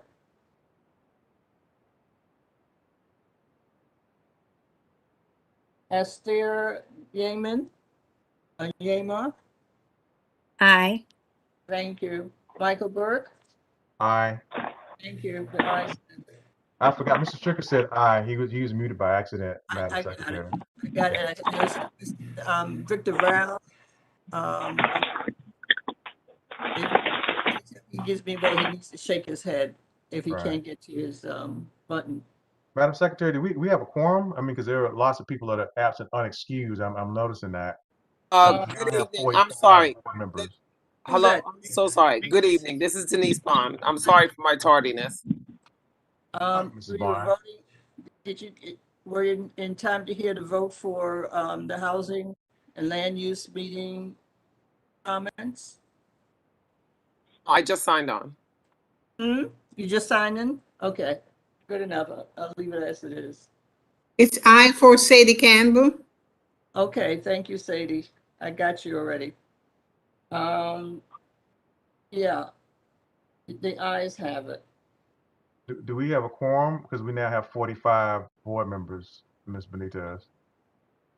Yeah, we should have a quorum. We should have a quorum. Okay. Yeah, we'll have a quorum. Okay, great. I'll be confirmed Okay. when we go through. Yes, ma'am. Okay. Let you know. All right, so motion passes. So this is a vote on the citywide planning text amendment for the sidewalk cafe. So Mrs. Bond just got on. So Mrs. Bond, I'm going to let you get yourself tidy, and I'm going to move to the Economic Development Committee's recommendations. Mike, we have to take a vote on approving the city and DOT's standardization of the restaurant. So what did we just do? I thought You that's what we voted just to did. accept the committee report. Right, but that's what I'm saying, Mr. Stricker. What I'm saying is that now that's taking too much time. The way the parliamentary procedure works is, and I know you know this because you're a parliamentarian, but if you make the motion to say we recommend that we do X, Y, and Z, once we take the vote, then that should be it. So in your motion, it should say, okay, so we move, the committee move that we accept the citywide text vote. So I move that we accept the report and do this in the motion. And that's in Robert's Rules of Order, and that way we're not going back taking another vote. That's what I'm saying. So that's part of, and that doesn't need a second. That's what I'm saying as far as committee, because that takes too much time. And the way that, at least from what I learned, is that you can do everything in one vote. So if we take and accept the report, then obviously you accept the recommendation in the report. That's how we learn, and that's also in our book. Okay, Dr. Burke, No, I'm just, I'll go with you. well, thank you. I mean, Mr. Strickland, because you know that you're my guy, but that's just what, Yeah, no. It's fine, all right? But Yeah, usually there's always two votes, but if this is legal, I have no issue. No, it's legal, and I'll show it to you, Mr. Stricker. You know, I'm gonna come by and we can do some coffee, and I'll show it to you where I found it. Okay, I like Okay. strong coffee. Yes, sir. Okay, so let's go. So, Madam Secretary, so we're gonna let Ms. Bond get settled. So let's hear from your recommendations. Okay, I have three recommendations tonight. Thank you, Dr. Burke. I have three recommendations tonight. One is for a new liquor license and two for renewal.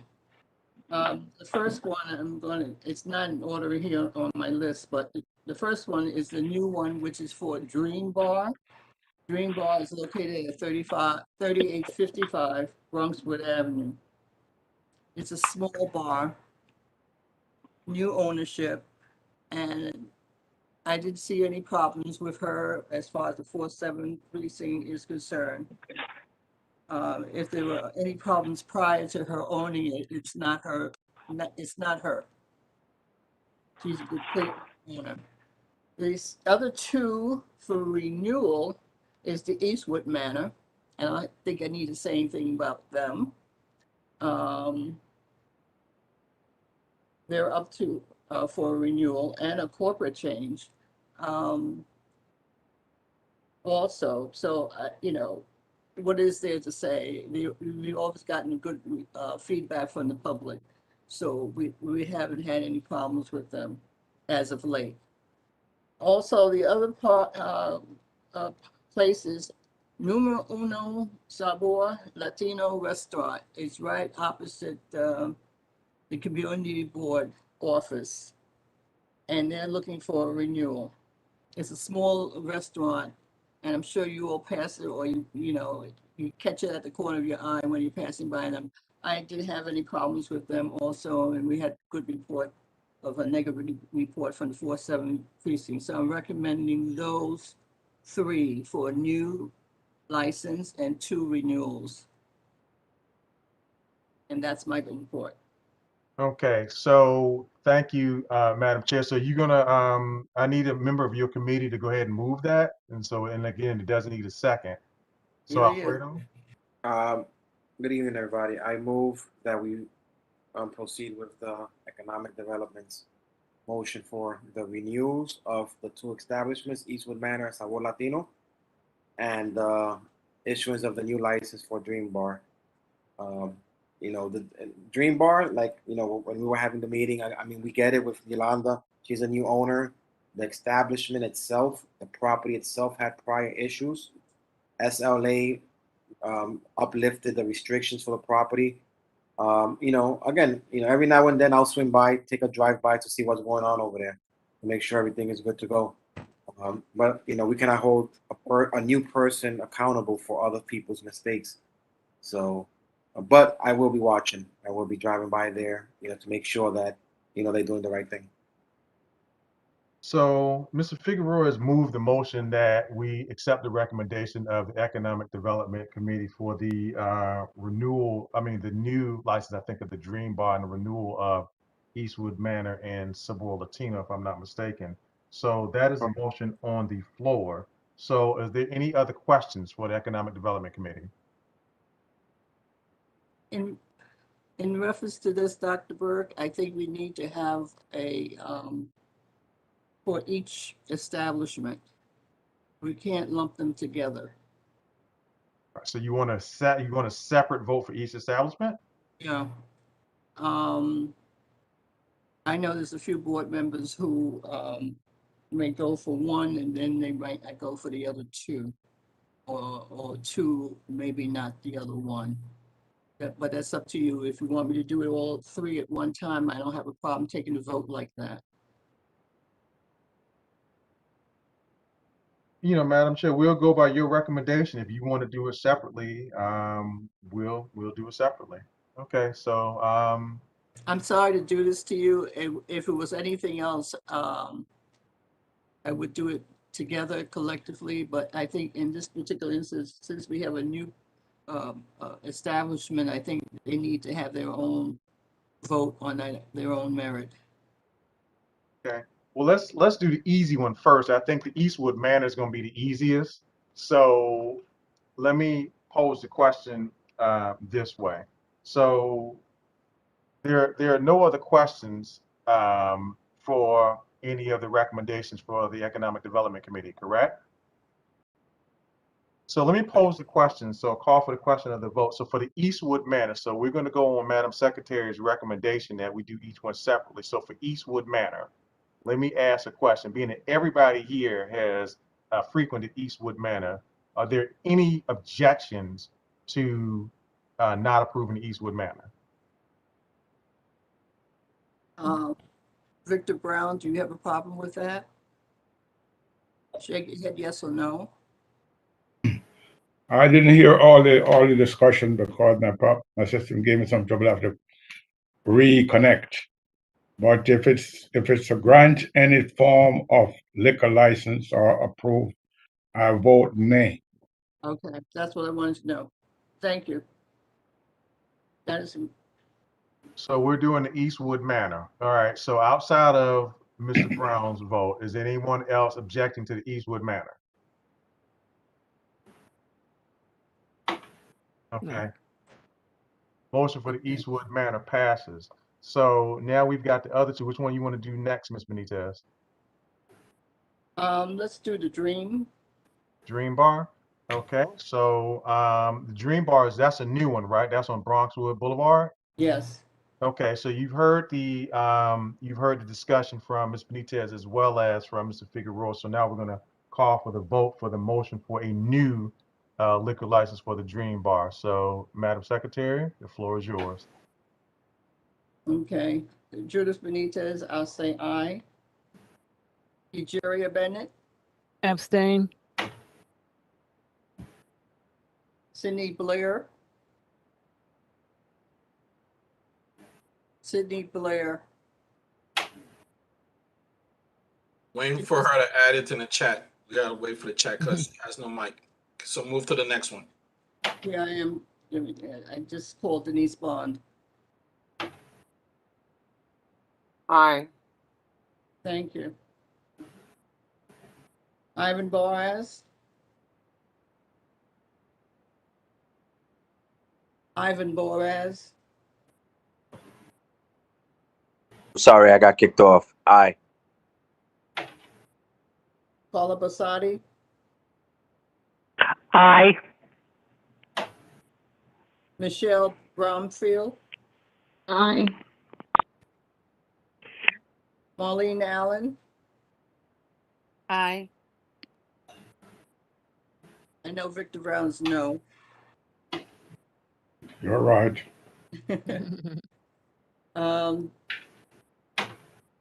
Deacon Edward Brown. Deacon just went to his car, but he voted aye. Okay, thank you. Sadie Campbell.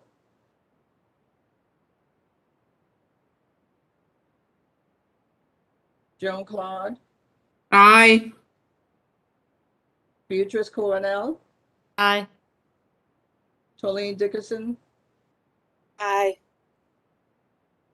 Payson Dubois. Aye. Kevin Eichelberger. Abstain. Alfredo Figueroa. Aye. Hannah Gad Pali. Aye. Barbara Grant. I'm sorry, Barbara Gibson. Aye. Johnny Goff. Robert Hall. Aye. John Isaac. Aye. Theodore James. Aye. Keisha Martin. I for last. Collins.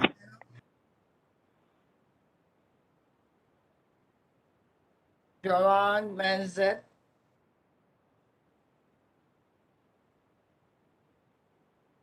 Joran Manzanet. Lucille Martin. Aye. Shanika Moore. Abstain. Clinton Mike. Nay. I'm sorry. Nay. Carmen Ortiz.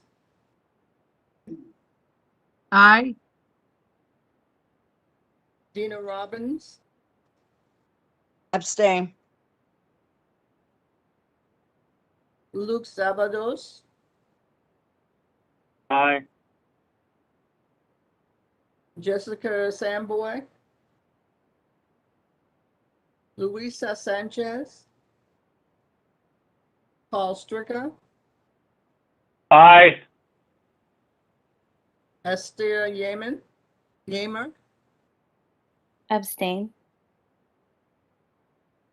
Dr. Burke. No. I'm sorry. No. Thank Oh, you. yeah. Got it. I'm going to have to count this down. I won't be able to give it to you right away. Let me go and do the last one, then I'll give you the final count. Okay. The last one is going to be Zabo Restaurant.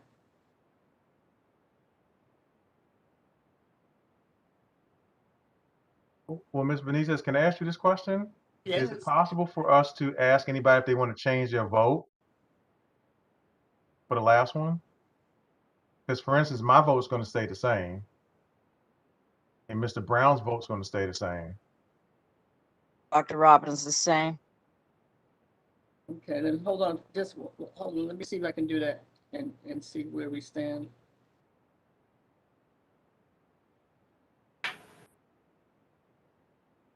Well, okay. So the only one.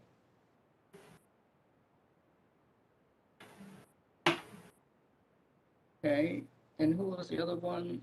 Dr. Dina Robbins. Right, Dr. Robbins, her vote stayed the same. Abstention, right, Dr. Robbins? Dr. Robbins, you still abstaining, correct? Yes, that's correct. Okay. Esther, are you doing the same thing also? Yes, that's correct. I don't know enough about it. Okay, I see what you, all right. So I'll put you down for abstain for both of them. So anybody else, is anybody going to change their vote? That's the question I'm asking now, because Mr. Benitez is doing the final count. Yes. Clinton Mike. I'm going to vote yes. You're going to vote yes? Yeah. Okay. You got okay. Thank you, All right. Clinton. Thanks, my And brother. I am too. Egeria Bennett to vote yes. On the last, on Sabo? Yes.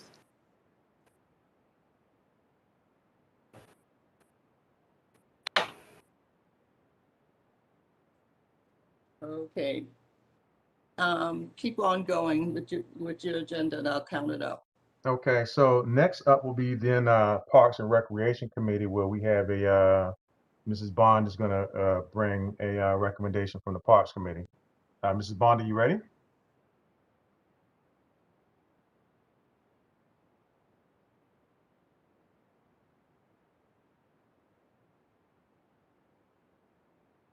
Okay. Mrs. Bond? Okay, so let's move on to the Transportation Committee. So even though that's not on the agenda, John, we're going to put you on the new business because that's not on the agenda, so we'll bring that up on the new business. Is that okay? Let's bring that up on the new business, and let's move on to the executive officer nominations, and then Madam Secretary will get us the numbers for the vote and let us know if the motion passes. So let's move on to old business, and then we'll get those numbers. So now we're talking about executive officer floor nominations and election rules. So the chair recognizes Mr. Clinton Mike.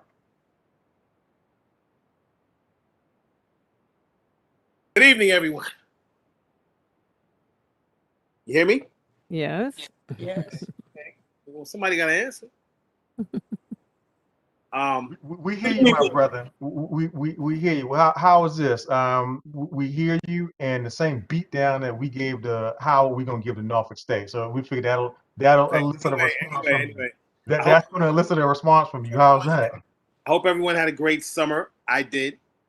I'm trying to get back into the swing of this here community board stuff because my mind is still in July and August, but I'm trying to get back and bear with me. My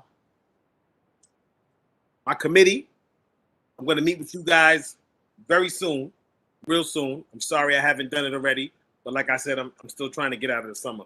It's almost October, so I'm almost there. But so what we're going to do right now, we're going to accept nominations from the floor for our election. Right, I just want to remind you of some things. The nominating committee consists of myself, Theodore James, Marlene Brown Allen, Denise Bond, and Sydney Blair. That is the nominating committee for 2021. Okay, so yeah, so right now, nominations are now in order from the floor. And should I do each one individually? Yeah. So you need to open the floor up for each position individually, right? Right. And Okay. then close it, right? Okay, And so let's you gotta let the people know who the nominees are too. So you gotta let people know who the nominees are, and then ask if there's anybody that wants to throw their name in the ring. the current nominees, right? Okay, Yes. so currently for the office of chair, we have Dr. L. Michael Burke, the incumbent, and Ivan Boris. For first vice chair, the incumbent is Egeria Bennett, and Ivan Boris is running also for first vice chair. Second vice chair is Ivan Boris for second vice chair, and the incumbent John Isaac. Corresponding secretary is Judith Benitez, and she's running unopposed right now. Recording secretary is a new position at Community Board 12. Right now, Carla Borsatti is running unopposed, and treasurer Tolene Dickerson, and right now she also is running unopposed. So, just to repeat, the candidates for chair are Dr. Michael Burke and Ivan Boris. The candidates for first vice chair are Egeria Bennett and Ivan Boris. Second vice chair is John Isaac and Ivan Boris. Corresponding secretary, Judith Benitez. Recording secretary, Carla Borsatti. Treasurer, Tolene Dickerson. I have a note also. Everyone that's running or currently, and people who are going to be nominated from the floor, you have to turn in your bio to the board. You can turn it in to George or Ursula, but we need to have bios in everyone. I sent it in. Okay, no. I'm just saying for those that didn't.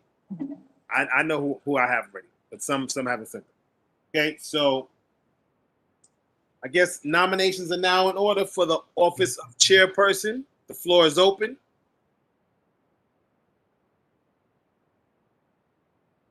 Good evening, Mr. Clinton Mike. I just wanted to clarify, I did not accept for clarity's sake of clarity, I did not accept a nomination for second vice chair. Okay, very good. Thank you. Thank you. Just note that. Second vice chair, right? Ivan Boris, second vice chair, you said. Correct. Okay, thank you.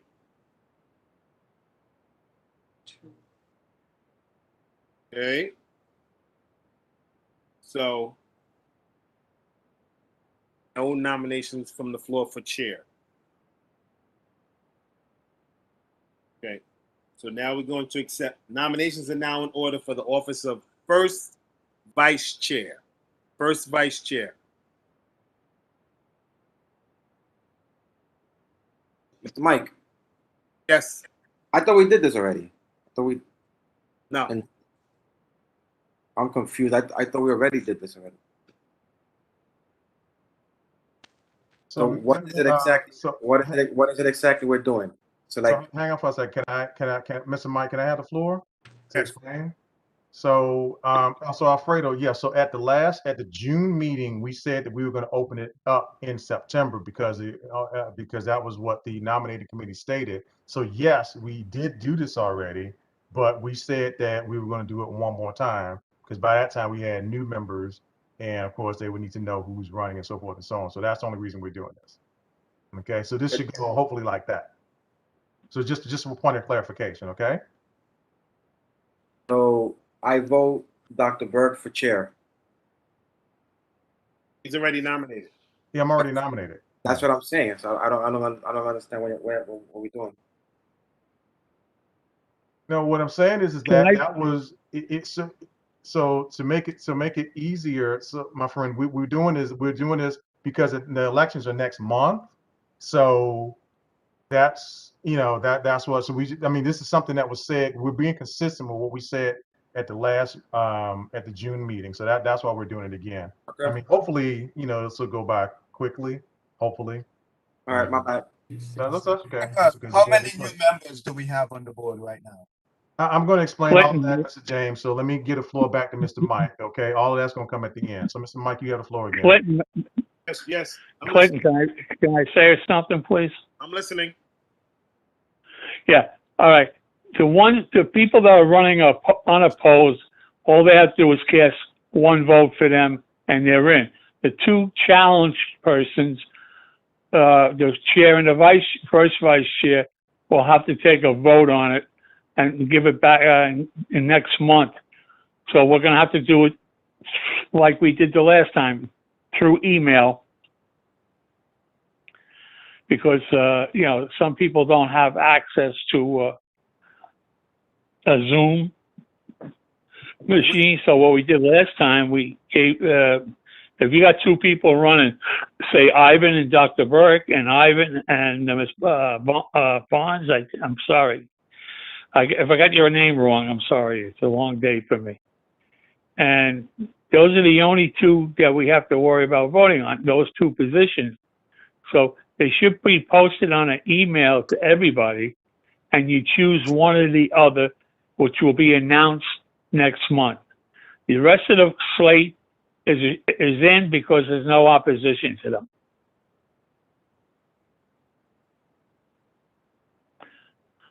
So confused now. Point of question. Shouldn't there be some type of vetting or some type of introduction that should have been done before voting? What you did, you provided a sheet of your history, right? You gave that to Clinton? Yes, we have new board members and they're not aware. So this is where things get convoluted. No, all you're going to do is wind up extending this election till next year. No, We have a process. Excuse Let me me? just say that I'm sorry to interrupt, but the bios will go back out before the election. That's right. That's exactly right. So whoever is a board, thank you, Ursula. Whoever is a board member will get a copy of the bio report. So Dr. Burke and you, Ivan, for both the positions, and the first vice chair for her position will have bios sent to everybody so they can vote who they think is the best person. Because if we don't do it this way, we're going to have another month. We're going to have to wait, and then another month. I mean, it's becoming at this point it's becoming too convenient, and then I become the passive aggressive one because I'm pointing out the mere fact that we're not allowed to introduce ourselves as candidates. With that being You'll be introduced on your bio. We have And new if you board. We can't, have new if you board can't, members. I don't care if you have the Pope there. If you provide a bio, it says everything that you need, you want to tell the people. That's all. I'm Iris Boris, and I was chair of the Parks Committee. I did this for the community. I did that for the community. I've been on the board X amount of years. I'm a very dedicated member. You know, that should all be in your bio. They don't need to. I appreciate you that, know? Carl. For sake and for sake and the betterment of our board, I will rescind both of my nominations. I appreciate everybody's consideration. Thank you. You have that, Clinton? Yes. Question. But then we have Barbara nobody. Gibson. Question, Barbara Gibson. Everybody else have something to say, but you want somebody else to read what that person is about. And I think that's what he's saying. He wants to be heard verbally, wherein everyone else is speaking. I didn't see anybody else speak. I got a bio on everybody. Nobody came up and said to me I should be running. I go by what their bio says. If I can't trust a person with their bio, you know what? What's the use of believing in people, period? Well, I think the point is, if others would hear his voice, then they would know who he is. But he has declined, but it was just a thought. It was a good thought, Barbara. Thank you. So, Clinton, so now you have no opposition anywhere. No, unless someone wants to nominate. No. Somebody from the floor. Then everybody's unopposed and we can vote tonight. Can we really vote tonight? No. Yeah. No, we can't. I don't think we can because no. The And why not? The bios haven't gone out. We have 8 new board members. Well, you have people. What are they going to vote for? A ghost? Is people running for each office singular? So who are they running opposed to? We can send the bios out. We also have a write-in option. Yeah, okay. You know, you guys do what you like, but you know, you're just extending this. Been making an argument about and it. extending this. It was going to be next month. It was going to be next month anyway. Yeah, so that's fine. But you know, you have no opposition right now. So you want everybody to send their bio out again? That's fine. But there's nobody running against these people unless somebody writes it in next month, because we had the nominations for the floor this month. All right, but we can't do the vote right now because we're not prepared. We don't have, No, Ursula, I understand. It'll be done next month. And everybody's bio should go out on the board. I will send it out. The beginning of the month, I will send it out. I would like. Okay, I mean, thank you. With it, Thank you, to Ursula. not. Hopefully, I'm not digressing the board's time, as some have expressed. So I'll keep this as short as possible. The reason why I'm rescinding my nomination is for the simple fact that when we vote for any type of constituent, we don't look at a bio. We hear that person, we meet that person, we see what that person is about. We don't go by a bio and make a vote. That's just the reality of things. If that's what the board is comfortable with, as far as doing so and having things prolonged to convenience or because of situations for that matter, either or, right? Then that's what it is, and that's what this board will be about. Like you got the floor again. No, let me say something again. If I'm not mistaken, didn't we give everybody the opportunity last year to say a couple of words before we voted? Absolutely not. I'm sorry. I thought we did. No, don't be sorry. Okay, Clinton, take control of your committee. Okay. So I have one question still. Do I continue to take nominations from the floor? Oh, we're done with nominations from the floor. You can have a write-in vote. Nominations for floor is all over with. You can get a write-in, somebody can write in a vote. In other words, if somebody doesn't like Dr. Bright, they can write in Joe Schmo, and he'll be a write-in vote. On the It's just ballot, like on the ballot next month, they can write that.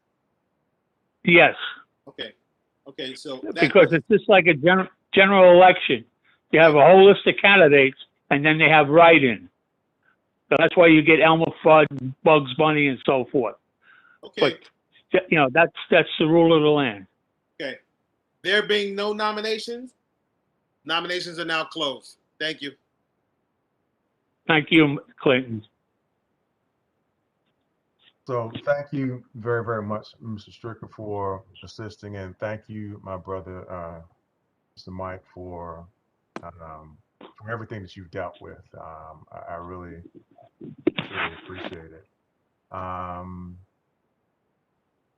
Mrs. Bond, your recommendation, Yes, please. I do apologize. I was having technical issues before. I could hear everyone, but you couldn't hear me.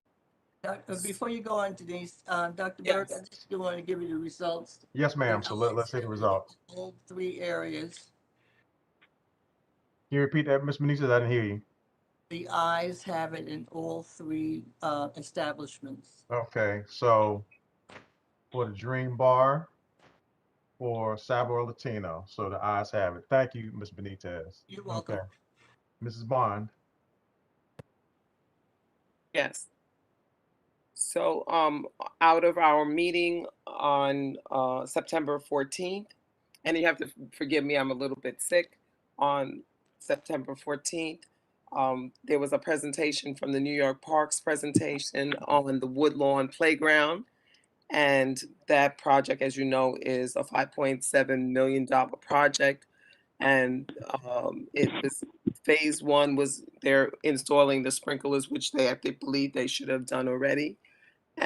Or they're still working on that. And then phase 2 is the comfort station. And then phase 3 is the rest of the renovation. And they were asking for the community's input and a letter of support.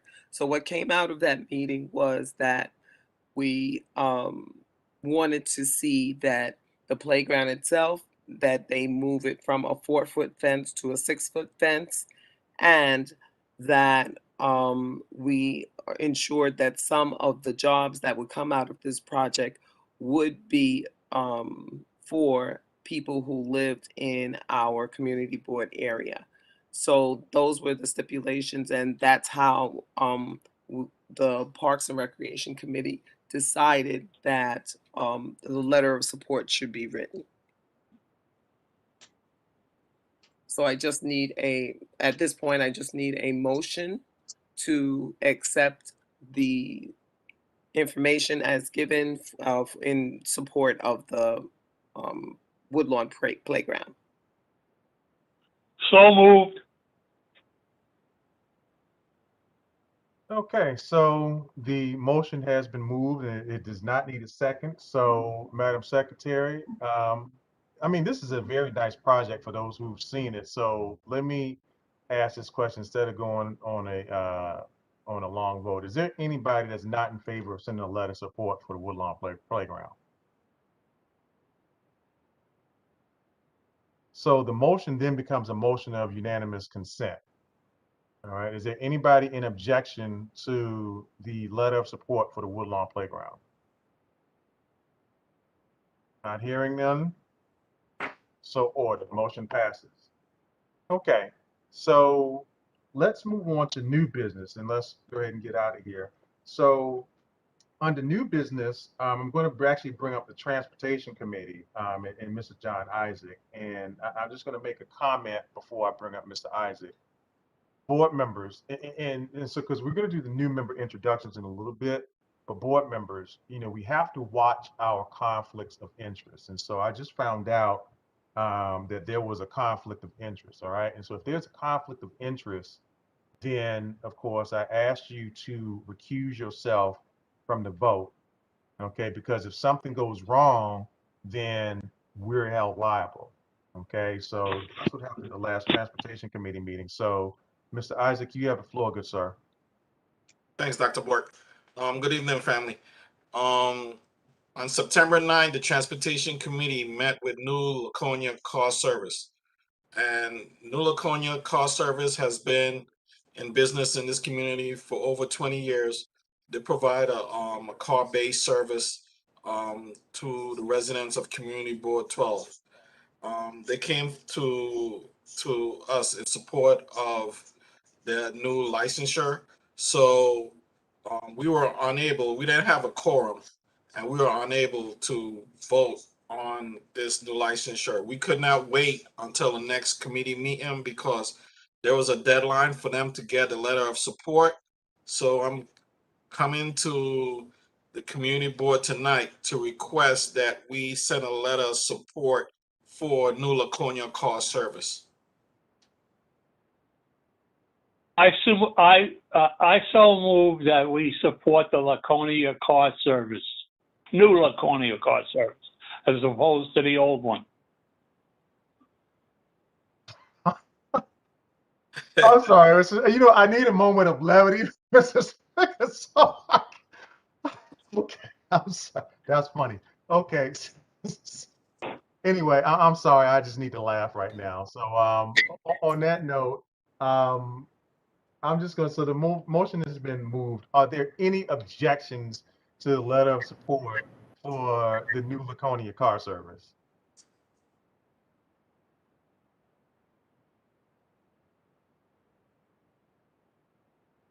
Without objection, so ordered. So the motion passes for the new Laconia Car Service. And so I appreciate each and every one of you on that. So Thank you, guys. we're almost done. Not a problem. Thank you for your hard work. John, we appreciate you. Next has been one of the most fun things that we have done as a community board. And even though it's not finished, I'm kind of excited about some of the results. And so I want to bring on the person who's rocking the stylish glasses right now, our not-for-profit committee chair, Ms. Beatrice Cornell. Ms. Cornell, the floor is yours. Thank you so much. And I actually want to take the time to say it's great seeing all of my community board members, and to all of the new ones, we are super excited. We've been waiting for more board members to join us. Your energy is going to be invaluable to the work that we want to get done. And so as the chair of the ad hoc non-for-profit committee, I would love to welcome you to join our meetings, which happen every third Wednesday of the month at 6 o'clock. More information will come, but we really need to rally and figure out ways to unite and come together to help our community. Would I be able to share my screen, Dr.? Yeah, you can share your screen. Okay. Give me one sec.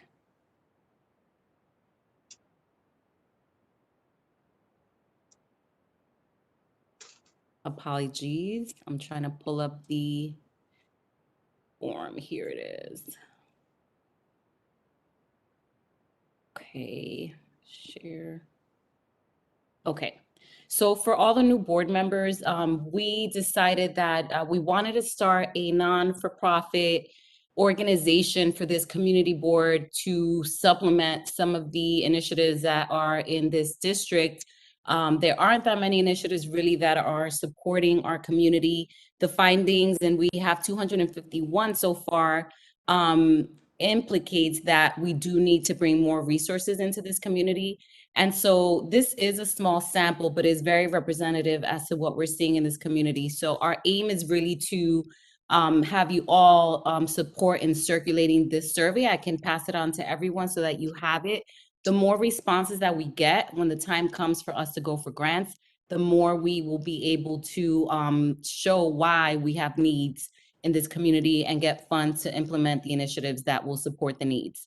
So this is a summary. This is the age range. We broke it up into age ranges so that we can see where each age group is at and what's represented in our community, so that you'll see here that 41.4% of our members that filled out the surveys were between the ages of 45 and 64, 65 and older, 28.7%. And that's pretty high. What we found from our elders in the community, the wise ones, is that for some of them, it's hard for them to connect via technology. And so Dr. Burke and Egeria and all of the other board members that helped throughout the summer what we were going around doing at events is that we were going around and helping them fill out the form. So we'll need more support with that as well. Their voice is important, just as everyone else. Our 18 to 24 year olds, we did get some, which is great. 25 to 44, we had 25.9%. So the biggest group that filled this out was ages 45 to 64. These are all the different neighborhoods that you are representing. This is for the new community board members to see. They're listed here. These are all the communities that you are representing.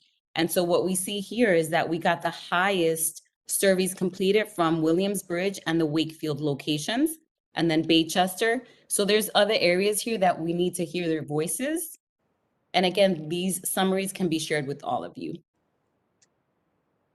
When we asked our community members what are, and not the board members, right? These are the actual residents, your neighbors. We went around asking what did they feel were their greatest needs within the community.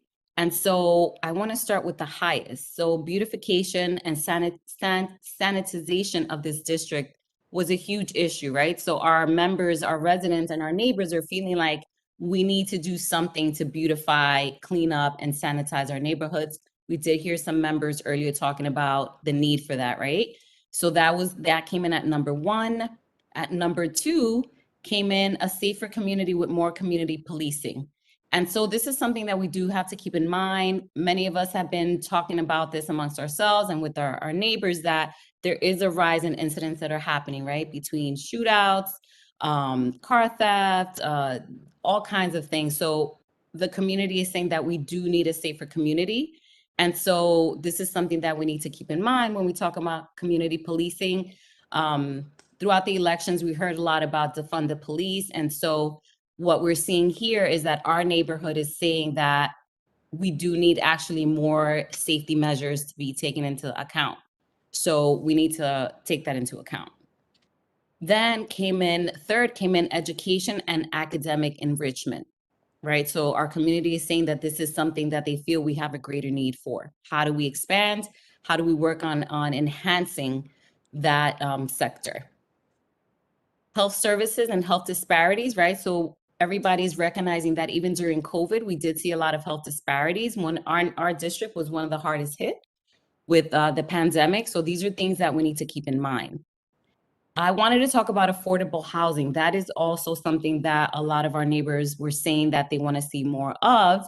The thing here to think of is that when we're thinking of affordable housing, many think we're thinking of we want new developments with rental properties, but I'll show something a little bit further down. What we're really seeing is that our members want more home ownership opportunities. So they're classifying affordable housing as opportunities to be able to purchase homes and build equity.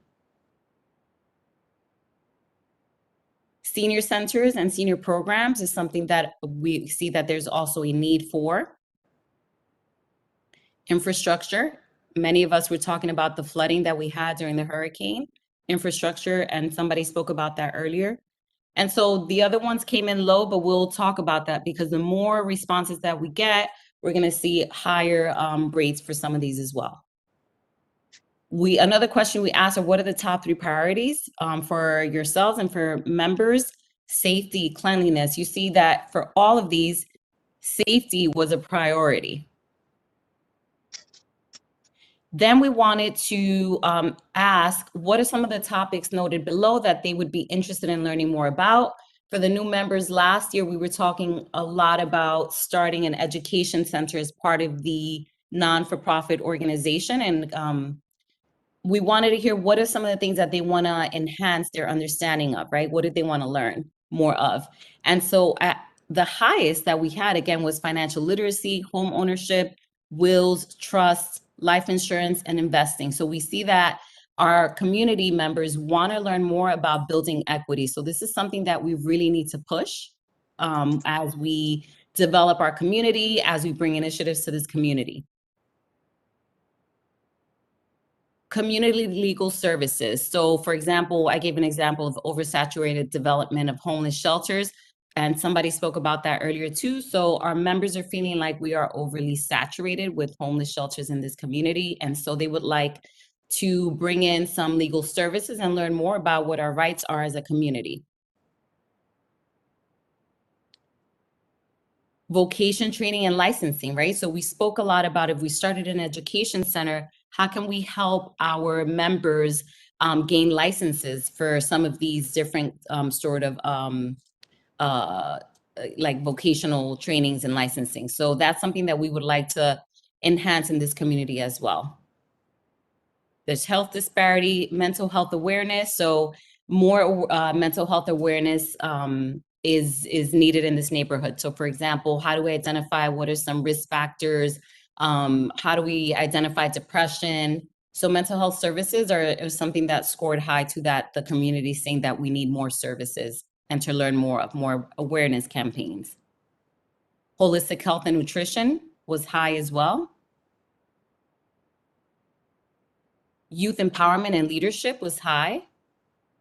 Entrepreneurship, how do we start small businesses? Environmental justice, right? So environmental justice has to do a lot with what are some of the things that we're being exposed to, toxicity, different things that are affecting our health.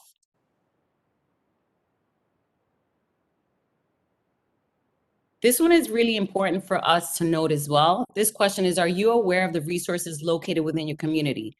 For example, but not limited to mental health services, medical care, social services. So 61.4% said no, they were not aware of the resources that are located within the community. 38.6% said yes.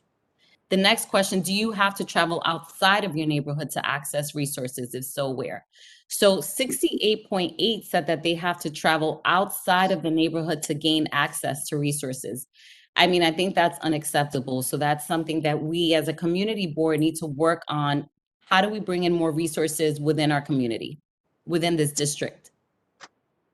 How satisfied are you with the quality of life in this district? 46%, so almost 50% said that they're not satisfied. The other 50% said that they're somewhat satisfied.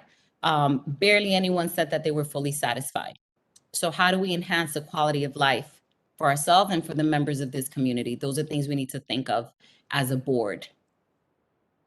What do you think would enhance your quality of life? So people gave different responses here, but again, you see safety coming in, senior centers, access to more things that are beneficial to the family. So again, enhancing the quality of life.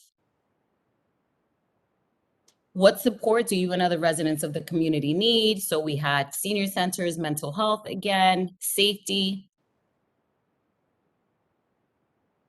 And then the last question, how has the COVID pandemic affected you and others in your community? So 30.7% said emotional and mental distress, right? So we know that the pandemic affected us and it caused all kinds of stressors for us. So we're seeing that that came in high. Financial strain was second. Strain of monitoring children and their remote learning, job loss, illnesses, and then the other ones came in under. So that is a summary. And as you can see, you know, it's really interesting. And for us, again, as a community board, I hope this inspires you, especially our new board members, to really come together, join our committees. That's the best way you can help us expand what we're doing. I'm really looking forward to working with you all and really hoping that you will all be able to help circulate this super important survey.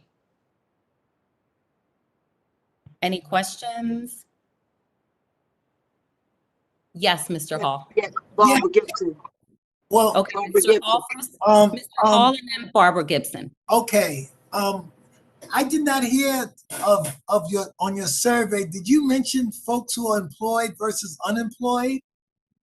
Did you use that correlation? For unemployed versus unemployed, no.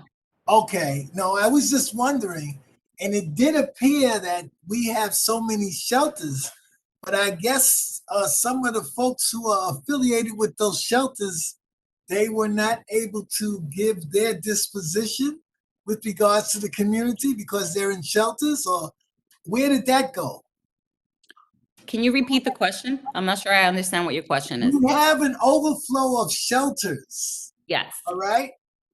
Did you have a population of folks from the shelter to do that survey to any extent? Not at the moment, Mr. Hall. We only have 251 surveys that were completed. This is where I need you all to come in and help, because we should hear from those that are living in shelters But as to what their needs are as well. let me just say something though. Because we were out in the street, we were in the public. It's hard to determine who was from a shelter and who wasn't. You know, we didn't ask the question on the survey, but the truth is you couldn't really tell when we were at the events, like with food being given out. You know, we were at the major events, 3 major events that we went to. And in that environment, you know, we just went to all the people who were there. So, you know, and it was hard to determine who was from a shelter or not. You know, and like that, if you say like 1 or 2 people may have answered it, may have come from a shelter, that's possible. That's possible. But we, like you said, we didn't say go around to the shelters to distribute the survey there. You know, like stand in front of the shelters and hand out the survey. You know, No. so if that's what you're saying, No, that well, would be another thing because, you know, the thing about there being anonymous is important too, you know, well, to be able to I get it. answer. I get it. Okay. All right. Yeah. No problem. Okay. Thank you. Thank you. But we would like to hear from them as well, right? Because unfortunately, if there already are some shelters here, then we have to learn how to help them so that they get more acclimated into this environment, and find the resources that they need as well. So, Mr. Hall, if you're willing to help with that so that we could target some shelters, that would be super helpful. No, I fully understand. I have really been burdened with this situation of all the developments being privatized by non-for-profits who Right. are now into our area, making money off of our residents who came from nowhere. But I was very fortunate because our Chuck Schumer did find some money for low-income housing, and that's something that will be coming up towards the end of the month, and you'll hear more about. However, these variables affect these types of what you're doing. So when I have more time, I don't have a problem with that. I don't have a problem. We appreciate Dr. that. already knows. We'll debate this to the cows come home. But it's in the best interest of the community, so be it. Okay. Thank you, Mr. Hall. Ms. Gibson? Yes, my complaint is I didn't hear anything about transportation. And it was stated earlier in our meeting that the transportation was really a problem. We are in need of a new bus line from the Valley to Broadway. That would stop all these people have to go all the way down to Fordham to get over to Broadway that works in the hospitals and other places. So transportation needs to be on your survey. And for you to say that you only covered 251, I think that's fantastic. Hopefully you go further and we can get more information about our community. Thank you. Thank you, Ms. Gibson. That is a question that it is important. And this was passed out for everybody to review earlier. I was asking for everyone's input months ago because that would have been helpful. Now that it's circulated, it can be skewed. So to add that, when the other 251 didn't get to answer that, it would skew it a little, but that is something that we should consider moving forward. Thank you, Ms. Gibson. Somebody had a question in the chat. Dina Robbins, would you like to ask your question? I just wanted to know how we are going to follow up on the results. So once we gather all of these surveys, again, we'll continue the analysis, but the aim is that we get this non-for-profit incorporated, and then we go out for grants to develop the programming and initiatives that fulfill the needs based on this survey. You have a hand up, Luke. Hi there, everybody. I'm Luke. I'm new to this board, so it's so nice to have these great meetings that are just so dynamic and, you know, wide-ranging in all the topics that we cover. So I'm really excited to serve. I currently work in Midtown Manhattan and do constituent services there. And a lot of the stuff that I have been doing, since during the pandemic was kind of a little bit of working with homeless shelters and the temporary homeless shelters that they put in Midtown. And since, there's a lot of people that, had objections, and the mayor moved everybody pretty rapidly out of, you probably saw it in the news, they moved a lot of homeless people from these temporary shelters in hotels, and they just kind of moved them to the outer boroughs. So I'm curious, this might be a better question for, offline, but I'm curious how, how that has affected our community. Is it, are we dealing with, people like moving in, trying to get, their bearings from this kind of rapid move? And so I'm curious about that. And then obviously any ways we can help, in the community. But yeah. I could kind of take that. It's hard to say. And this survey was put together to address all the general people in the community, so we weren't trying to isolate to say who is involved in the shelter or who's trying to reacclimate themselves. Now, we picked certain areas, like we attended the mass kind of events that the elected officials had, so we know that attracts certain people, because everybody's coming for food, everybody's coming to say hello. So we did make a point at making sure that we were at the various, because, it's the one-stop shop, like you could collect all kinds of people. And we went to them, we went to the one that was at Evander Childs High School. The idea was just to get, in general, whoever it is that is circling the community, like even some of the street vendors who circle the community. We address the people who work with Bragg, the community against, like we just made sure that we got to a little bit of everybody to find out. We want to know, what is the community saying? Now, we would have to go into, and I think that is another idea, but again, we could just use assistance. Like if we went into, say we had a day of doing this solicitation at the Gun Hill neighborhood projects, that would be an ideal situation. If we had a day where we did the Edenwald projects, just to get that input from all of the people, and it's random, you walk by, you just say, hey, do you want to fill out the survey? It was particularly that it was random, but to address that, like Beatrice said, and she had really asked in the summer, can we get board to help with the surveys?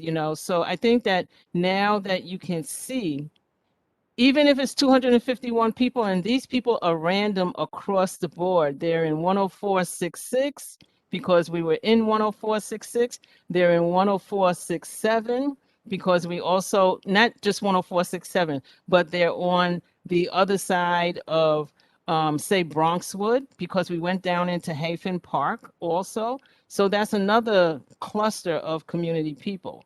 And that's why I said I'm not sure which of those people that were there that we approached, were either homeless, had been homeless, or at the brink of becoming homeless, and that's a good thing, for the sake of the survey. But we can do more to get more specific answers, The whole idea for this project was that we just felt that as long as the board has a not-for-profit organization or has a not-for-profit component, we already spoke to lawyers, we have the relationship with the lawyers to have done this. We passed this over with the lawyers. If we have this not-for-profit entity within the board, then the board will have money to address some of the problems, some of the issues that we are talking about, because the board itself, really doesn't have a lot of money. And, the city is always cutting it, like he just went through a thing where the city was cutting his money. So, I mean, the thing is, why do we have to suffer that if I know that there are constant grants, especially now during COVID, there are constantly grants that are always saying, all you have to do is have a 501c3 and say that you are, creating extra food for people who may need food. Like that's ideal. So we could write it, get $10,000, to have just specifically just to do that. So it's A in that question, frame that we are thinking, like, and we did like the survey. Let's solicit from the neighborhood what they need. And we also know that there is a need for an educational center in the community. So, I mean, that what, was the beginning a year ago, I guess. Barbara Gibson, a question. The 5013C, what stage are we at now to get it? We're at the survey stage. We're at the place where we are soliciting the information to say, is it worth it to do a 501c3? So far, we're feeling yes, just based on the responses from the people. Because a lot of the answers that we are getting from the survey are specifically the things that we said would be needed. We have a lot of men in this neighborhood who are mass construction, mass construction. They just know construction, but can they work on a house that is under a FHA, mortgage? No, you can't, because they have to be licensed. So why don't we create the, entity or the space where they can get licensing? So it's that kind of thinking, so that we could bring it to the neighborhood instead of people having to go out the neighborhood to seek those opportunities. But right now, where we're at is collecting this information in the survey, because then we can make, a more of a point to why a 501c3 would work. Thank you, Egeria. And we're working with an organization called New York Lawyers for Public Interest. They're ready to connect us to a firm that will help incorporate us, attorneys. We really just need more surveys completed to show why we want to start this nonprofit. So the more surveys completed that we get, the quicker we'll be able to move that. Thank you, Madam Chair. So let me just say that you guys did yeoman's work this summer, and I was proud to be a part of your team. I was proud that you let me grace you with my presence and, just to be in your company. Um, Alfredo, my brother, I mean, for the work you did helping us out, in particular with the National Night Out, as well as with the Precinct Council. I mean, really, I mean, you had it down, brother, and I appreciate you, and for all of the work that everybody did in the survey. So you heard what Ms. Coronel said. So we need everybody out there to get these surveys out to the people. So on that note, I'm going to wrap things up. I'm going to table the code of conduct policy that we're developing until the next meeting, because it's 10 o'clock and we've got some new board member introductions to do. So here's what we're going to do. We're going to do this somewhat quickly, because what's going to happen, you've heard Alexis from the Borough President's Office says that there's going to be a new member orientation on the 18th. As you know, we at Community Board 12, we always do our new orientation. This will be the third iteration. We first did it with Denise Bond and Kevin Eichelberger, and even though he was a year ahead of them, but he never really had that welcoming in. And of course, we did it the year last year, of course, with Miss Cornell and Harry Singh and Sydney and Keisha and that entire group. And so, and if I'm leaving you off, it's not charge it to my head, not my heart. So to that end, we have new board members, because I hate to report, but we've lost some very good board members, and it really pains me. But Hussein Abdul and Jerome Brown, which are two of our more recent board members who really did a lot of work. Unfortunately, they called and they had to resign for various reasons.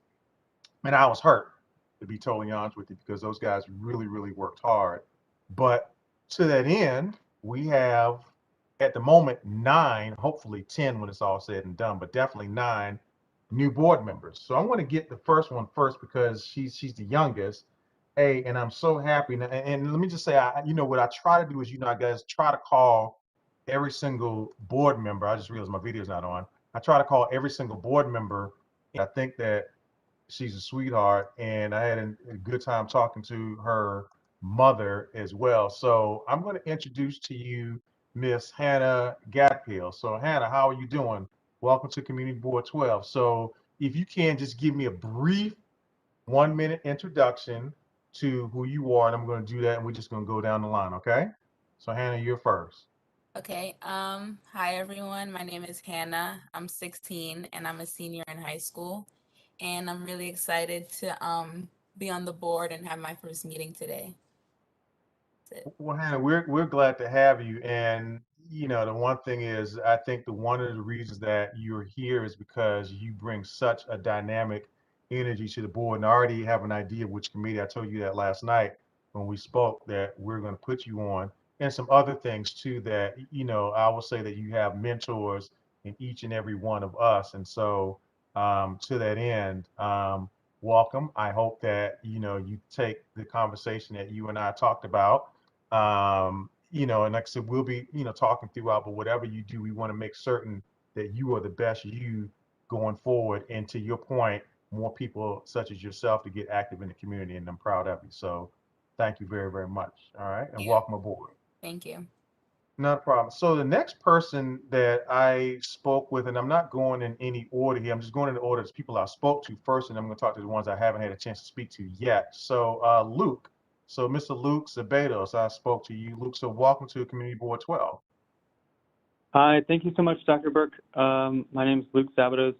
I am the product of a project that Community Board 12 had approved, an affordable home ownership opportunity here in District 12. It's literally changed my life with Habitat for Humanity. So I thank you so much for approving that project, and excited to serve on the board for whatever comes up. Well, Luke, trust me, I told you, we'll talk a little bit later, but like I said, I told you, be careful what you wish for, because we will put you to work. You see, Beatrice is already, she's got her, you see, Jerry is smiling already. So she's already thinking about ways to use you. And I see Mr. Hall raising his hand too. So he's like, hey, so like I said, be careful what you wish for, all right? So, so let's move on to the next person I got a chance to speak to, Mr. Kashan DeBose. Welcome to Community Board 12. Good evening. Thank you, Dr. Burke. I, husband, dad of 2, and just really looking forward to, putting in the work for the community that I live in and making it better, for like my kids and everyone's kids and pretty much for everyone. Well, not a problem. And again, we look forward to you doing just that. Okay. The next person, I guess I didn't really, we spoke, but we were playing, I won't say phone tag per se, but I missed her. Actually, before I get to her, I'm going to get to someone who wears a crimson and cream, Mrs. Brown, Mrs. Astir Yema Brown. So welcome to Community Board 12. Hi, good evening, everyone. My name is Esther. I am an educator at MS 180 in Co-op City. I'm a homeowner in this area as well. And my daughter actually attends PS 153. And so I have some roots in the community. I am also, as Dr. Burke said, a member of Delta Sigma Theta Sorority Incorporated Bronx Alumni Chapter. And so I'm excited to be here and to be able to serve this community in any way possible. I'm a big techie, so any support there, I would love to provide assistance. Okay, now you said tech, is that, well, we need to talk about are you a science fiction fan? I forgot to ask you that. Not really. I'm more of novels and Okay. poetry. Okay, not a problem. All right. Well, welcome aboard. Thank you. So Mrs. We kind of played tag and we weren't able to really connect, but we did speak. So Mrs. Michelle Bromfield Armstrong, welcome to Community Board 12. Hi, Michelle Bromfield Armstrong. Thank you so much. And I'm looking forward to working with the Community Board 12. I am a mother of 2 adult children. I work in nursing home industry, and I'm a member of Crawford Memorial United Methodist Church. Okay. Well, welcome. Like I said, and I apologize that we weren't able to connect, but hopefully, like I said, I'll be contacting you and everybody else in the coming days. Okay. Great, thank you. Hey, not a problem. So some people that I did not get a chance to speak to was Mr. Duran Manzette. Now I know he was on, but I don't know if he's still on. Mr. Manzette, are you on? Okay. What about Miss Luisa Sanchez? Okay. Ms. Jessica Samboy? All right. And Miss Deborah Torado? All right. So those are the other new members that, like I said, I didn't get a chance to speak to, and so hopefully I will be speaking to them because clearly they should be here and they're not. So that is not a good thing. So before we wrap things up, I just want to say we have some birthdays that one is upcoming and one passed. So Dr. Goff, even though she's not here, her birthday was on the 18th last month. And we have a birthday girl that's coming up, that's coming, and I want to say this person is without her, we're not who we are, and of course that's Miss Ursula Green. So her birthday is coming up in the coming days. I want Ursula, if I'm wrong, you're gonna kill me, but I want to say it's on the 27th. Yes. 28. Okay, all right, I Thank was a you. date. All right, I knew it was coming up. So Ursula's birthday is next week. So as I said even before, without her, there is no us. So, her birthday is next week. So let's make certain that everybody sends her a very happy birthday. And I see Clinton says Libra's rock. So, is she a Libra? Yes. Yeah, okay. Well, I mean, look, I didn't know. Okay. So, there you go. So that's a good and welfare. So again, thank you. So before we go, and Miss talking to Barbara Gibson like to ask a question, please, well, hang on, Miss regarding, Gibson, Miss Gibson, yes, Miss Gibson. I understand. So hang on. regarding the board members, the new members, the item that you were just speaking about, sir. I What's like that? to know, I like to know in the future, I like to know how many members attend each evening when we join together. And you take these votes, but we don't know how many members actually be on site. So that's all I'm referring to as of tonight, how many members and new members were on site. Thank you, sir.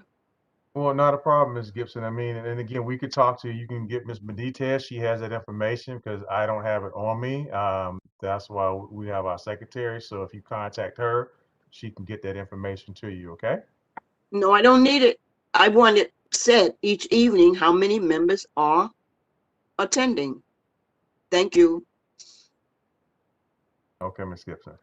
So as we get ready to leave, this is for the new members. I had something that I was gonna read, and I want to give you something that I want you to think about. And this is something is many of you know that I'm a member of Omega, but this is something that I was given when I first joined the fraternity. But I'm going to switch this to say for new members because the question that this is asked is what type of Omega are you? And as I spoke to some of you, I asked you what type of board member are you going to be. So I'm going to read this poem to you. It says what type of board member you're going to be. So I'm going to switch out my fraternal references for board member. So here it goes. Are you an active member, the kind that would be missed, or are you just content that your name is on the list? Do you attend the meetings and mingle with the brothers? Or do you stay, or sisters too? Or do you stay at home and criticize with the others?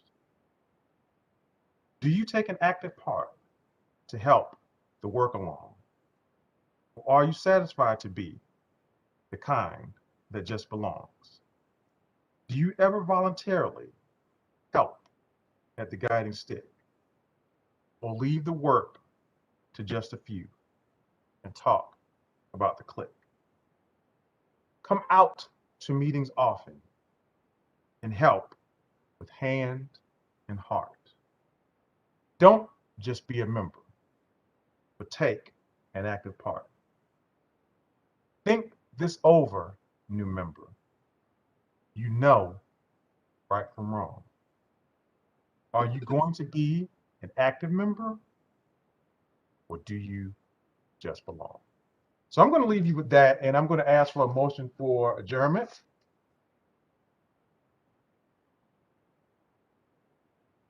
Motion to adjourn. So moved. Is there a second? Yes. Second. Motion's been moved and properly seconded. Is there any further unreadness before we call for the vote? All right. All those ready to adjourn the meeting signify by saying aye. Aye. Aye. All right. All opposed have the same Aye. right. Aye. Aye. All opposed have the same right. Meeting adjourned. So, Buenas noches. sorry, wait. Alfredo, you got your hands up, yes. Just a question. I mean, because I was going back and forth checking my drains. There was something on the agenda regarding George and Ursula, but was Yeah, that we talked about that. We're going to talk about that a little bit later because I have to do some homework. So we'll talk about that a little bit later. So that's not going to be ignored. We just have to talk about it, okay? All So, right, guys. Have a good night. not a problem. Not a problem. Mr. Ted James, I'm going to call on you, my brother, because you are such a powerful person, and I like this. Actually, no, I should call him Miss Clyde because I know that I'm looking. Yeah, I know Miss Clyde. Yeah, I saw you, and I'm like, you are a woman of God, and we have prayed before. So I'm going to ask you to close us out in prayer, Miss Clyde.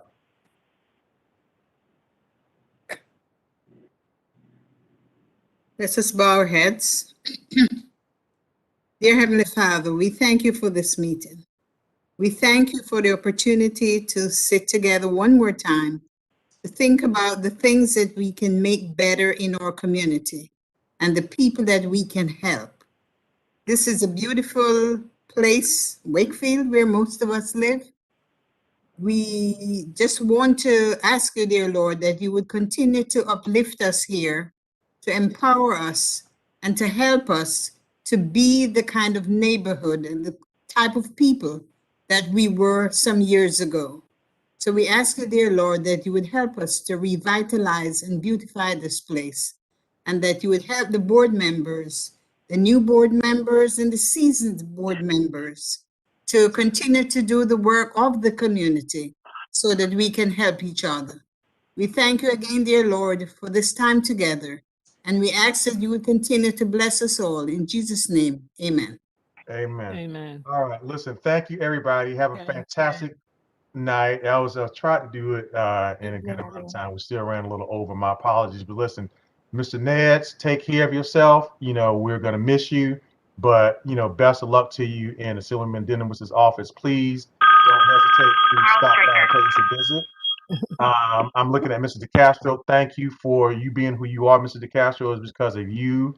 As I said, you got myself, Clinton, John Isaac, Luke, you, and everybody else to try to, pick up the pace where you and all the elders left off. So again, thank you so much for supporting us. Everybody, have a good evening, and we will see you soon. Don't Good forget, night, Alfredo's everybody. committee meeting is next week, Monday. The Public Safety Committee meets next. What time, Alfredo?